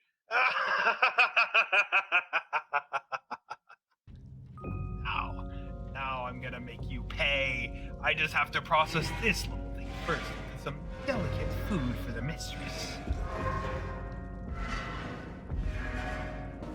Well, I'm not waiting to find out what he has planned. Six thought exactly that as she bashed her cage open and briefly looked back at the unconscious boy stored just beside her. She couldn't help him, but he could help her. So she dragged his cage over to the lever controlling the door, and using it as a platform, she jumped up, caught it, and opened the door to escape. In the other room, the janitor was processing meat and making plans. First, I think I'll break your neck, and then climb into the feeders. Yes, I'll do that several times. Maybe after I'll see how hard I can throw. What was that? Okay. No, I'm imagining it. Oh, and then I'll try to stomp her. I bet that would just be hilarious. And when her soul starts falling apart, I'll give her. Hey, what was that? Are Get back here! I'll kill you! That man is really mad about something, Six thought. She wondered who it could be that he's so furious at as she descended into the pipes below. They must have done something to him. Something unspeakably awful. But she didn't have time to dwell on that. She found herself in a room with one of those sliding trash monsters that she saw before when she and Cici had tried to escape the nest. Luckily, just like before, she still knew how to outrun it. Once she did, she meandered around a bit. She wondered about Cici. Maybe Six hoped after she died, maybe she found peace. Is something breathing? I found you, you rat! Get back here! Come here and die like you deserve! Six expertly sidestepped the janitor, and she dashed into an elevator where she hid inside of a cargo box. I know. You're in here. Out, and I'll make it quick. You're inside this little box. Right here. Ah, there you are! Come back so I can stomp on your head. And see it pop like a fucking grape. When Six slowly stepped out of the box, she took a shaky breath, and she realized then that he sounded far too familiar. She must have met him before once, somewhere, and if she could just figure out where, then maybe she could use that information to fight back. As she crept beneath the floorboards and smashed another geisha idol, she listened carefully to the janitor as he mumbled to himself. And then she heard it. That little monster sabotaged my treatment, blinded me, killed the doctor. That doctor. I loved him like I loved my own father. I raised him since he was just a boy. Six realized this thing. He was the man on life support, the one who she and Mono pulled that small and harmless prank on back when they were trying to escape the city. All of this rage, all of this violence, it was over that one small prank? And for killing the doctor, but mostly for the prank. Six snuck out of the room. She needed a moment to plan. In the ducts, she imagined that creature's weakness. He was extremely nimble, but his stubby legs made him not much quicker than her. He was blind, but his arms were powerful and long. If she could just find a way to fight against him. And as she thought about this, she saw him climb up, using his arms into the floor above. And so she snuck away, and a plan began to come together in her mind.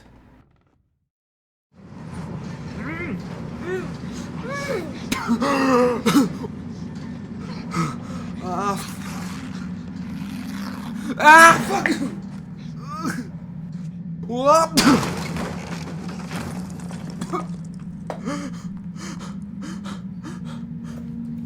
The runaway was the boy the janitor dragged away and had begun to process into meat, but he hadn't fully butchered him before wrapping him up since he had been distracted by Six passing through the room. When the runaway woke up, he was surrounded by gnomes, and he began to follow them. They seemed so cute, so lovable, and so friendly, so it was only natural that they would become allies. They climbed together and worked hard to open doorways and secret gnome-friendly passages leading through the flesh-scented walls of the maw and into some kind of a boiler room. This was the engine that kept the maw running, and it was a place where the gnomes had been working all this time, since it was the only way for them to reach their hideaway. They needed more gnomes, though, to get it up to temperature and raise those platforms so they would finally be able to go all the way up to their home. So the runaway got to work. First, he went up to the second floor, where he bashed through a weak spot on the ground. But then he had to be careful not to make a sound, as a familiar and furious monster entered the room. I keep losing her.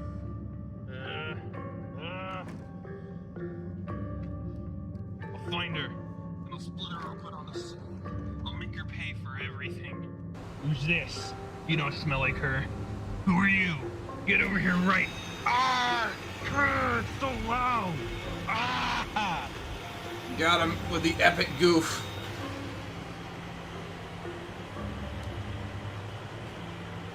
Peace out, bitch.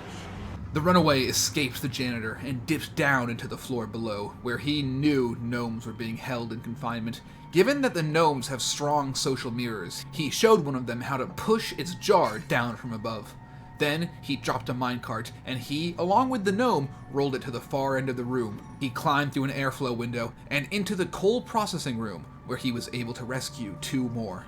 The runaway and 3 gnomes all worked in tandem to push the cart into that same room, where he opened another vessel and freed some more souls. They then pushed that cart back the other way and used it to bash open a doorway, leading them all back to the boiler room. And with the boiler more thoroughly activated, the gnomes were able to open another path. Back here, the runaway saved a few more of them, hugging each one as he went, before he entered that furthest back room. And it was dark, far too dark to see. And he wasn't alone. First, there's that wicked little girl, and now this new child. Why are all these children so awful? You know what I need to do now? Just have to kill them all. The runaway, unlike Six, really had nothing to do with this, so despite it being very confusing, he just snuck past the janitor anyways. He found some parts and repaired an elevator, with which he was able to save the final few gnomes. Hello there. And with the family all back together, the passage up into the gnomes' hideaway was at last unlocked. The runaway was given first passage, as all of this was only possible due to his courageous efforts. So he ascended all the way, Patrick, up to the great beyond. Goodbye, friend. Happy trails. And there, all the gnomes were gathered around a warm fireplace. It was, quite possibly, their only safe place in this wide and horrible world. The runaway sat with them for a while. He examined their drawings of a girl in a raincoat on the wall. A girl the runaway would never meet, or at least not while he's still like this. And then he left. He stepped onto an elevator leading up, and then the dark mist began to condense around him. He felt his body getting heavier as the air itself became impossible to breathe. And then he passed out, without a clue as to what's happening, or as to what it was in that elevator who was now looking his way.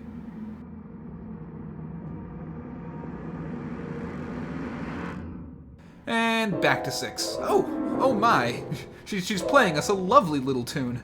Oh, that's so nice. And Six had a plan now, a way she could deal with the janitor, and luckily for her, she saw him as he descended from the boiler rooms above. She followed him into one of the Maw's multiple libraries, where she also felt the need at this point to do a little bit more pranking. At this point, the janitor was furious. Not only was she still alive, but she was also toying with him. Six snuck beyond him and into the back storage room, where she flicked on a TV, and she began flipping its channel until it was tuned back into the dead broadcast from the tower in the Pale City. In all likelihood, the janitor wouldn't know what this meant, but to Six, this was a message, a warning to him of what she did to the last monster who tried to hunt her. As the janitor inspected this strange broadcast, Six snuck into the vents again. She could hear occasional sniffing from outside, but surely he understood the message that she had given him. Only a complete idiot wouldn't understand that kind of a warning, right? I know you're here. I can smell you. You think all you can do is all this and get away with it? You killed my doctor. He was like my own brother, and you took him away. Six sprinted full force away from him, careful not to make a single sound as she entered a room where his body couldn't enter, but his arms could, and that door was closing. The only thing keeping it open was a single box, so Six knew what she had to do. Nowhere to run, you little rat. I know you're in here. Hey, what are you doing? Come here. We'll kill you. It'll all be okay. I just need you to come a little closer.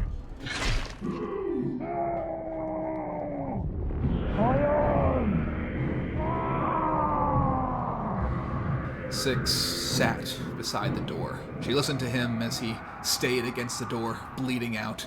After his energy left him, he finally broke down and he asked her,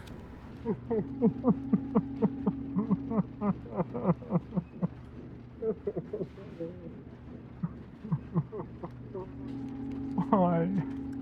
Why would you do this to me? And 6, to this, had a response. I thought it would be funny.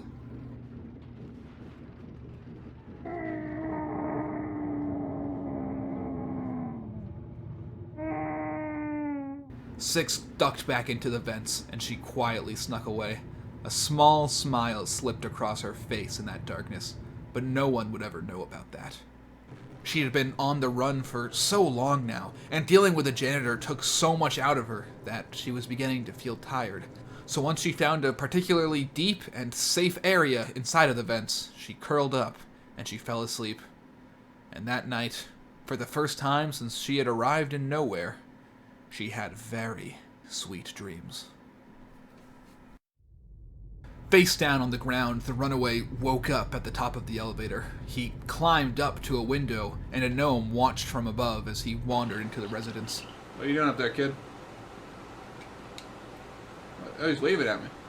The fireplace was out, but his flashlight was still bright enough to cut through the darkness as he looked around. He noticed something suspicious inside of a bookshelf, but he didn't have what was needed to investigate further, so he took a mental note of it and he crept into the hallways.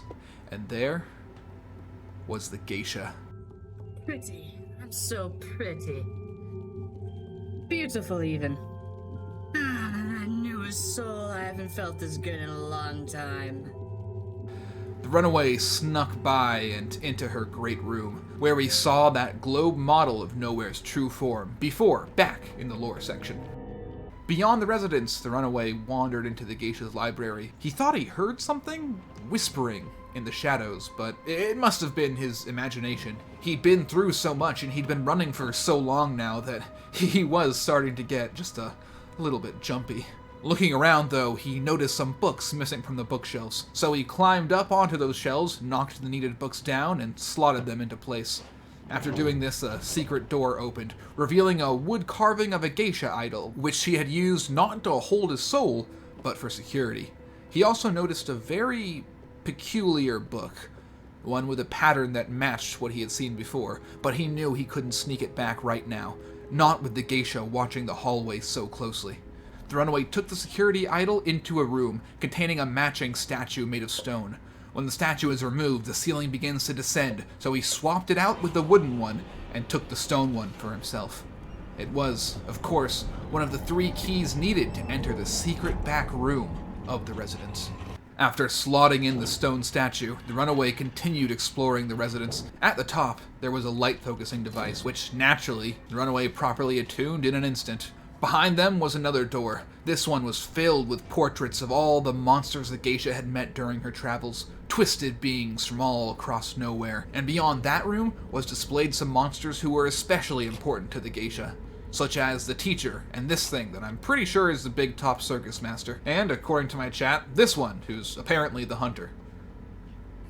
By matching the portraits to the collection of pictures on her wall before, yet another door opens, and the fearless runaway continued in deeper. He found a bottle from the geisha's early work, and freed the soul fragments trapped within.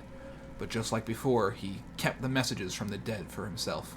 With another stone statue in hand, the runaway nearly died trying to escape, but barely he was able to do exactly that. And strangely, the temperature, it seemed colder than before, and like it was dropping. And at this point he was sure it wasn't his imagination. There was an abnormal whispering coming from each and every corner, and he was noticing silhouettes which darted out of his line of sight the moment he tried to look at them. But still, the runaway brought the statue down. He inserted it into the indentation, and the moment it rose into the air, the power went out. Whispering started to fill the runaway's surroundings, but he didn't hear the geisha anymore. He dragged that ominous book back towards her library, when suddenly the enslaved ghosts of corrupted children's malice, created by the geisha from the extracted souls of her victims, began to attack the runaway. But he blasted them with the sweet power of a 12,000 lumen flashlight, killing them in an instant. And then he brought the book back to that suspicious bookshelf, which opened, leading him into the secret room. Inside, there was a portrait of twisted agony, the imprint of what must have been hundreds, if not thousands, of the souls the geisha had captured during her reign over the Maw. This was her magnum opus, a single beacon which made her far more powerful than anyone else on the Maw combined. And this jar for the geisha was exactly what the beacon on top of the tower was to Mono. So the runaway pushed and pushed, and then it fell, and it shattered. Yeah, that's a lot of that nowhere stuff, you know? That essence of nowhere. A ton of it. Look, it breaks into smaller pieces, it's so cool. And now, the geisha would begin getting weaker, rapidly, but she didn't notice it at first. Meanwhile, the runaway stole a key off her bedside table and used it to get into the locked and final room of her residence. Dozens of shadow children began pouring out, but they were no match for the runaway's ultra-bright flashlight. But still, as a seemingly infinite mass of monsters continued to swell around him, he started to feel overwhelmed. He barely managed to leap from a stool he had dragged over as they continued to approach him onto the door's opening latch, and he ran deeper and deeper into the dark. Suddenly, more monsters came. They lunged and chased after him, but each time he managed to draw on them just a bit faster. Then, through a bookshelf, he found a safe haven in the scant light of a single lampshade, which still had electricity. He climbed down from there and freed the souls from the last of the original bottles that the geisha had made before she switched to idols. And then he lifted that last security idol, went downstairs, and slotted it into place, allowing him to go deeper into the geisha's private dressing room, where she was looking at herself in absolute horror. What happened? Why am I aging? I'm hideous. My perfect vessel could have... You. Suddenly, the geisha vanished. Her porcelain mask snapped back onto her face. It would hold her power together for a time, but she was already growing weaker. The runaway darted through the dressing rooms, desperate to survive, while the geisha floated around him from all directions like a tiger stalking its prey. Finally, he thought he saw a way out, and he ran through door after door, but then, just when he thought he was safe, dark mist grabbed him, and it snatched him up into the air. Then the geisha slowly emerged from the shadows. She began contorting his body, snapping every single bone bit by bit, while his soul was ripped apart into countless tiny white fragments which were absorbed directly into her. And then he woke up. He was a gnome now. He only had a faint memory of who he was before or where he came from. He descended into the maw through cracks and pulleys, and he noticed something. Someone had left this sausage on the floor. He wasn't very hungry, but he could hear footsteps. They weren't quite from a monster, and they weren't quite from a gnome. He looked up, and he saw someone approaching who seemed very hungry.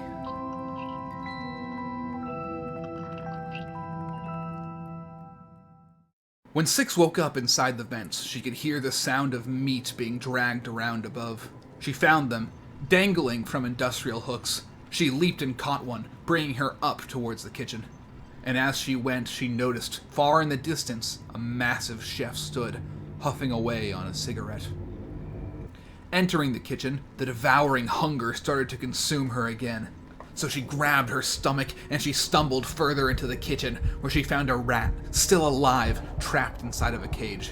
It was a better option than the bags of processed humans surrounding her, so she grabbed its tiny body and she feasted.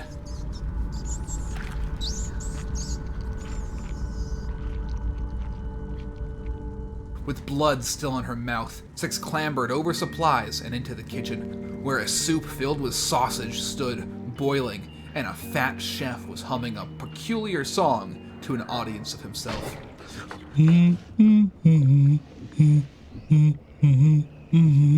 With him distracted by his cooking, Six was able to climb a little bit higher, onto the support beams for the kitchen. And then she had an idea. She was gonna do a little pranking, and so she started tossing random shit down from the wooden rafters and into the chef's boiling pot. Hey! Stop dropping shit on my soup! Cackling at the chef's anger, Six snuck out of the kitchen. She found, quite legendarily, a toilet. Hell yeah. And then she snuck forward into the twin chef's bedroom, where one of the twins laid asleep. Immediately, she had a brilliant idea to play yet another epic prank by climbing high and dropping some shit down onto him from above. But as soon as she approached the dresser, the tilting of the ship caused the door to slam, waking him up. Hey! Hey, what are you doing in my room? She'd been seen, so she dashed into the hallway, with the fatter of the two chefs lumbering after her. With barely a second to spare, she managed to get back into that elevator before he caught up. But she was trapped. She realized that she needed that key in order to get through the door. A key she had spotted when she was inside of the chef's bedroom. So she snuck back into the room. The chef was gone now. Judging by the sound she could hear, he was going through something horrible in the bathroom.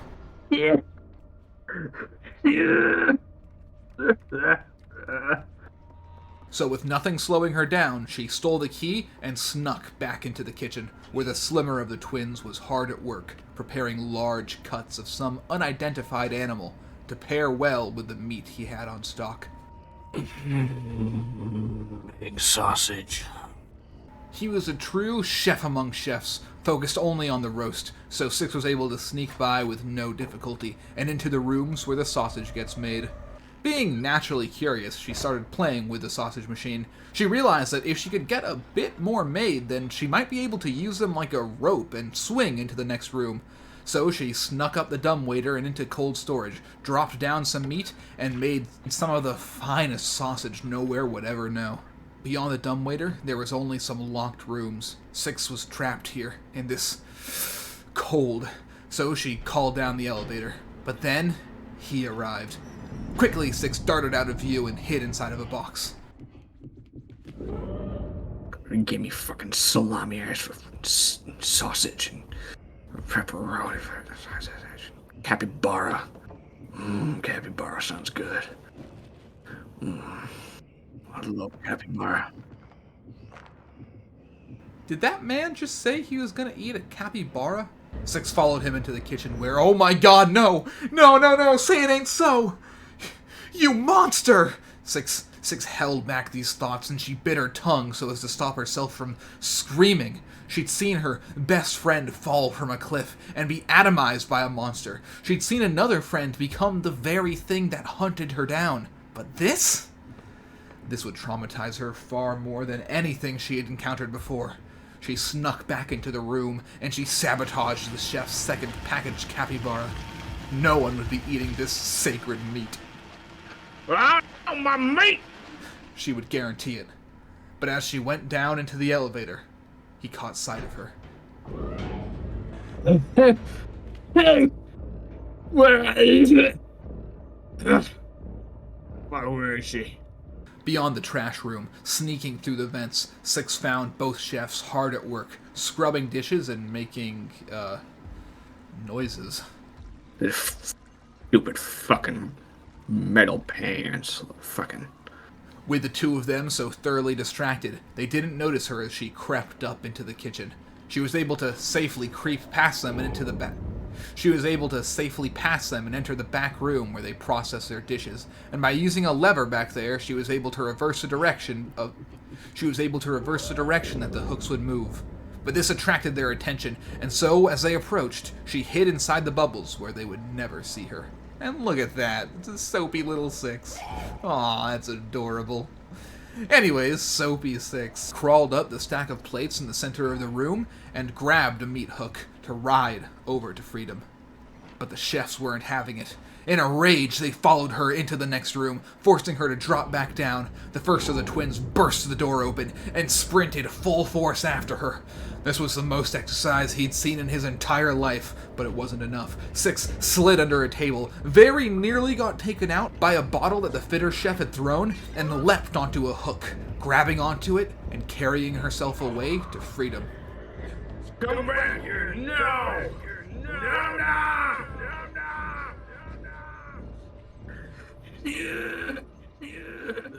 Finally, beyond the kitchen, Six could hear a loud, metallic stomping. It sounded like it came from some great machine, but in reality, it was hundreds of great, fat feeders, lesser monsters created by nowhere to consume the flesh of the maw, and they wandered in synchronized steps from their passenger ships, up and into the gateway of the maw. Six watched them for a moment, and she jumped. Oh my fucking god. What is happening? What is going on? The fucking chain. Why? Where is this chain? Okay, I got it. It's daytime. Okay, she leapt onto the anchor chain coming down from the maw itself, and she climbed it up, all the way up to the passenger level. Up there, she could see as hundreds of feeders lumbered across the entryway of the maw, one after another. Some wore masks of flesh, from the Doctor in the Pale City. Others wore masks of wood, of the ships Noon would see in the audio series. Some wore masks of porcelain, like the Geisha herself. And as she climbed up towards the feeding rooms, she saw that creature, the Geisha, masked now and weakened from her encounter with the runaway. The Geisha watched silently as the feeders stepped one by one into her maw. Six managed not to attract her attention, and instead she simply continued into the feeding rooms. Pies and fat cuts of meat and sausage were all prepared for these average guests. Few of them would be allowed a delicacy like the children of nowhere, which is why the moment that they spotted her, they jumped. Fresh meat! Oh. Six continued to get by them, and she could hardly hear a thing over the sounds of them feasting and screaming out as they tried to grab her, but she did manage to hear a gnome, which called out to her from the distance. She wandered up and hugged the little guy, then lit a candle for it to have a warm and safe place to hide out. But she couldn't stay with that gnome, hiding forever. The Geisha was weakened, and somehow Six could sense it. She knew that this was her only chance, so with instinct rising up from her emptiness, she carried on. The feeders spotted her once again. All of them wanted to consume the girl whole. She climbed higher and noticed another gnome running by. And then she moved forward, but this was the upper floor. These were the higher-ranked guests who felt especially entitled to feast upon her bones, and they made that hunger known the moment that they saw her. Luckily, the feeders were much too big to run at any real speed, so Six mostly snuck right by them, but unluckily, the chef noticed her as well. She ran back away from him into a bathroom where she hidden just in... Are you in the shitter? Six tried to sneak out of the room, but the door was closed entirely. She thought for a moment that she was trapped, so in sheer frustration, she smashed a mirror. But behind it was a rocking chair and a roll of toilet paper. Where am I? She climbed up behind the rocking chair and walked on the vents back out into the other room, where the chef was preparing his meats. She dropped down and grabbed a geisha doll she'd noticed on the way in. Six crept into the next room on the luxury estate floor, but at this point she attracted the wrong attention.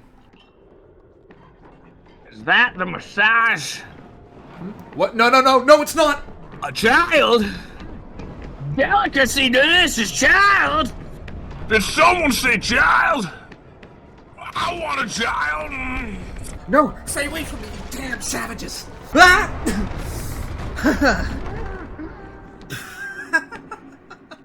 Six laughed at the man who had just fallen to his absolute death. The moment of enjoyment didn't last long, though, as the all-consuming hunger struck her much worse than before. Her soul was unraveling faster now, and the void called for much more food than before. Six didn't realize it, but the missing part of her soul, containing her innocence and kindness, had also finally caught up with her. As Six crawled up from her knees and entered into the next room, the spirit fragment of herself started to approach. The runaway stood at the center of this crossroad. He saw Six on a journey through the maw, and he could see how hungry she was. And as we already know, he saw that sausage on the floor, lifted it up, and offered it to her. But it wasn't enough.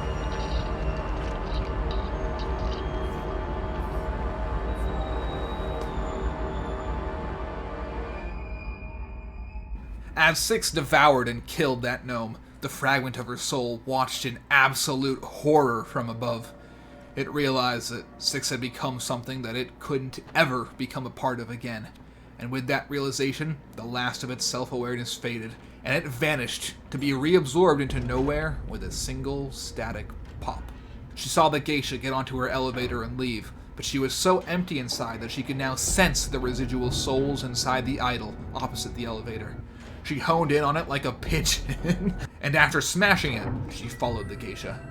Up to the bottom floor of the residence, an area the runaway never saw. Six entered and slowly made her way higher and higher. She could hear the geisha singing, and once again she followed that sound. Six noticed, though, that the geisha was still too powerful. There was an idol on her bedside dresser, but worse, that mask she was wearing seemed to have slowed the rate that she was getting weaker. In the back room, she saw a jar dedicated to nowhere, and she smashed it. The sound made the geisha flee, since she could feel herself getting significantly weaker, but that only encouraged Six. She smashed the last geisha idols remaining in nowhere, and then carried the key down to the locked room she had passed on the way in. As soon as she entered that room, the geisha honed in on her, and she sent forth her powers. All it managed to do was extinguish the lights, but with a flick of her lighter, Six had them back on again. And then, the geisha appeared. Child, come here, you. Please, I need you to come closer now. The geisha was hardly even strong enough to catch up to Six now, and similar to Six, she too was beginning to unwind due to how weakened she had become. Both of them at this point had begun hunting each other in order to survive. Six ran into a sealed back room where the geisha kept her most treasured mirror, a special one that she felt very sentimental about, one which she had carried with her since her time in the nest, or possibly even before then. And Six took that mirror and yeeted it onto the floor. No, I'm just kidding. She carried it out of the room, where something strange happened. See, in terms of sheer number of kills, the geisha is only rivaled by the Thin Man, but there's a key difference between them. The Thin Man worked with Nowhere itself. He killed people and absorbed their souls into the flesh walls, which indirectly made him more powerful. Only a small portion of their souls remained after they were dragged away, and that's what was absorbed into his younger self in order to sustain the time loop. The geisha, on the other hand, she worked against Nowhere. She stole the souls of her victims, trapped them into bottles, and then idols, and then a massive jar, all to serve as boosting points for her own power, all in a vain attempt to become stronger and even more eternally useful. But all this time, Six and the runaway had been smashing each and every one of them. There's a line in the audio series where Otto tried to project Noon's dreams onto a visual screen, but then what he saw was an image of Nowhere itself. The constellation of souls, all contained in the many eyes, shined a light and some kind of signal with such power behind it that it completely destroyed Otto's equipment and seemingly almost injured him. This is relevant because, despite the geisha turning off all of her lights, the flesh walls began to open their eyes above, and the hundreds of contained souls which had now been freed, all of them just reabsorbed into Nowhere, looked down at a single spot in unison, creating a single bright spotlight. And as the geisha impatiently ran in, starving for another kill, Six used the mirror to focus that light and that energy into a single beam. A beam that could burn right through her. Please, child. Just put that thing down. With the geisha burned down to her core, she too was unraveling. The timing couldn't be better, as the devouring once again struck Six, sending waves of all-consuming hunger over the girl. Six slowly forced herself back to her feet, and she began walking closer. Please! No, please! Stay away! No! Don't!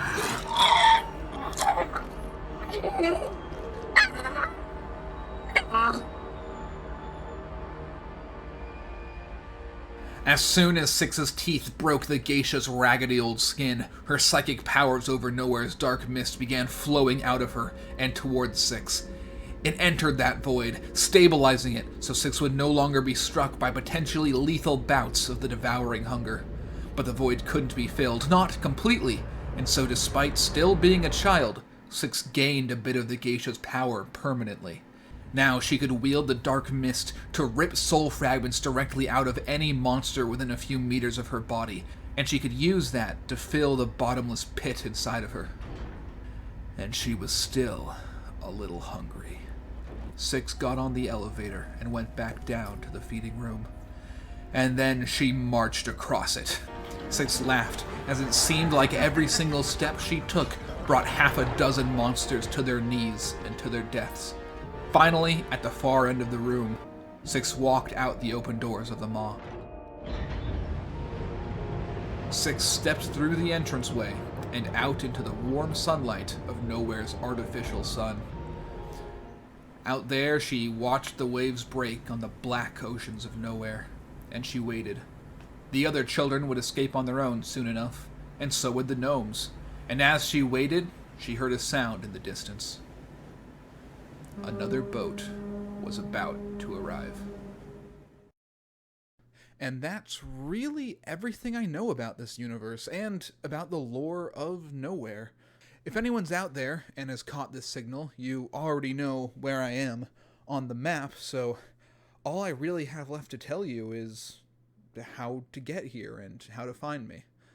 So, listen in close, alright? What you really need to do is...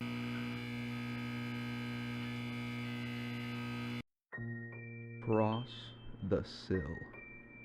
Sink in a twinkling. Cast aside the old sleep and sleep again anew. And I will see you in Nowhere. Hello everyone! We are finally at the end of this video, and as I'm sure you can tell, it has been a very, very, very long process to make this thing. You can literally track how long it took me by watching my hair grow across different cuts throughout the video. But we made it! We actually got through 100% of this entire franchise's story and lore, and I just want to take a quick second to say, if any of you watch this from beginning to end, then you've been here for somewhere around 2 to 3 hours, and if that's you, if you just watch it from beginning to end, then from the bottom of my heart and my empty little Nowhere soul, thank you. I'm gonna just quickly turn this on. That's a little bit better. And while I had a lot of fun making this video, it was a tremendous amount of work, and so many things went wrong. Oh my god, the number of things that went wrong. My mic broke, my GPU stopped working, I had to replace the power supply. All of that was just in the last week.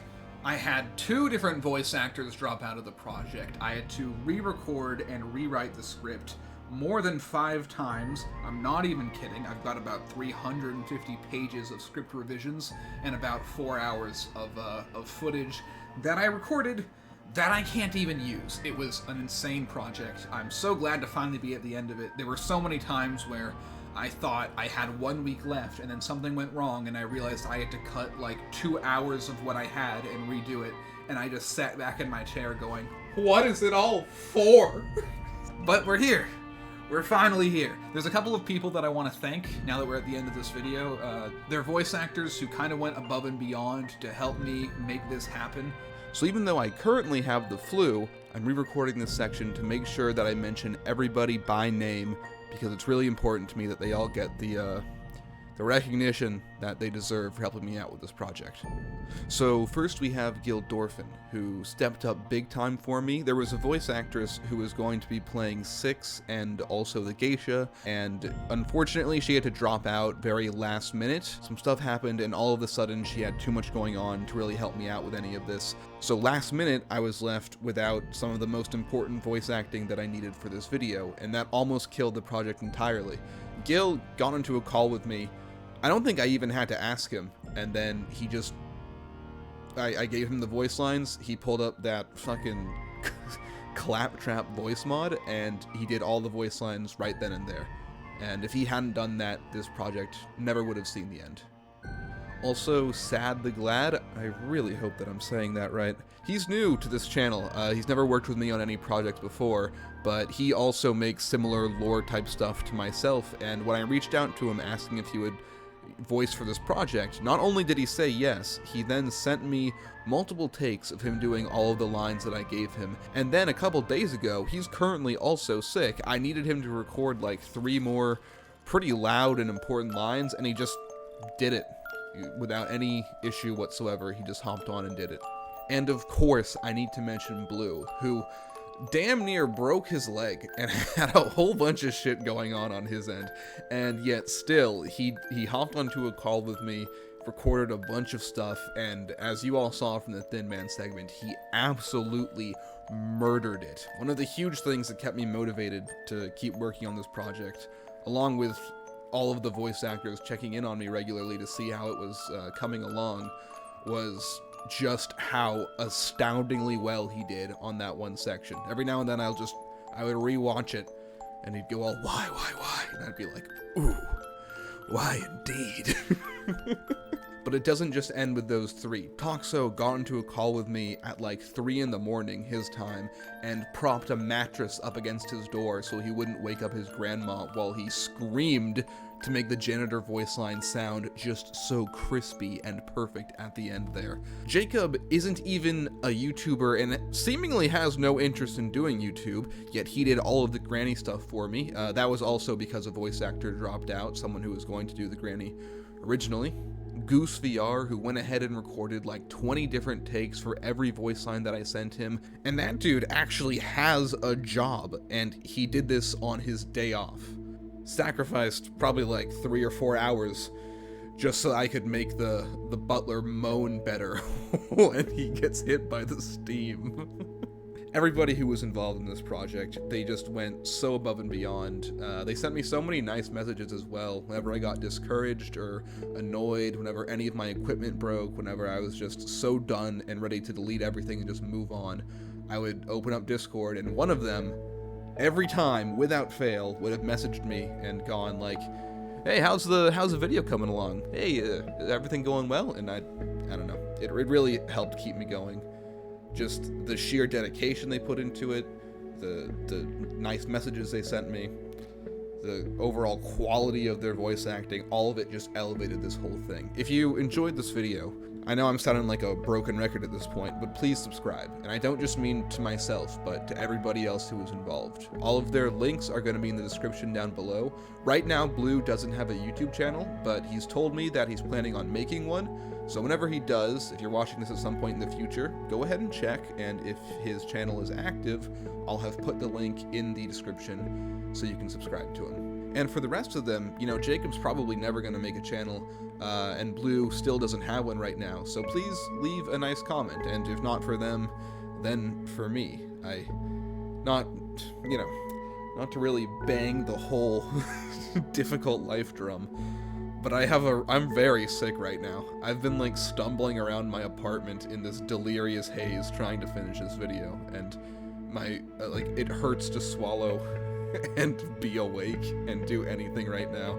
I'm probably gonna sleep for a week, but I really wanted this video out, and I kept on delaying things because I really wanted it to be absolutely perfect, and I think I hit that point now where it is as good as I could possibly make it, and I'm ready to put it out there and just see how people take it and how they respond. And I hope that you all respond well. If you liked it, you know, liking and subscribing, oh, and especially if you share the video with some friends of yours, all of that will do a ton to help me grow my channel. And I got a lot of future projects in the work that I think all of you will be very excited about. I've got a gameplay style video similar to the quality content that I used to make a lot, which is of me and some other people playing Lethal Company. That'll be out sometime in the next 4 or 5 weeks. Another massive story and lore project similar to this one, which I'll start streaming my playthrough of that very, very soon, and then I'll start work on that immediately after. I'm planning to get that one out within 3 to 4 months of right now. And finally, I can finally actually talk about this. I've had a secret project that I've been working on for over a year now. It's an original story that I wrote myself. I'm one of the major voice actors on it, and there's going to be others who are involved with it. It's a much bigger project than anything I've ever worked on before. Like, I even have an illustrator who's working on it, and it's set up so there'll be one of these really high quality original drawings every few minutes, and it's going to be a really cool little thing that I've been working really hard on, and in the future, occasionally with community posts and at the end of every video that I put out, there's going to be a bit more information about it, about the artist who's working on it, the voice actors involved, the release date, and much, much more. It's called Decommissioned, and it's about a group of people trying to survive at the end of the universe. Here's a couple of pictures from that. I'm very excited about getting that one out, and that'll be out sometime within the next 5 months or so. I want it out within a month of me graduating college, which is going to be pretty soon. So if you're willing to subscribe, there's a lot to get excited about just in terms of what I have planned for 2024. So if you'll go ahead and do that, then thank you. I can't wait to see you in my next video, and good night.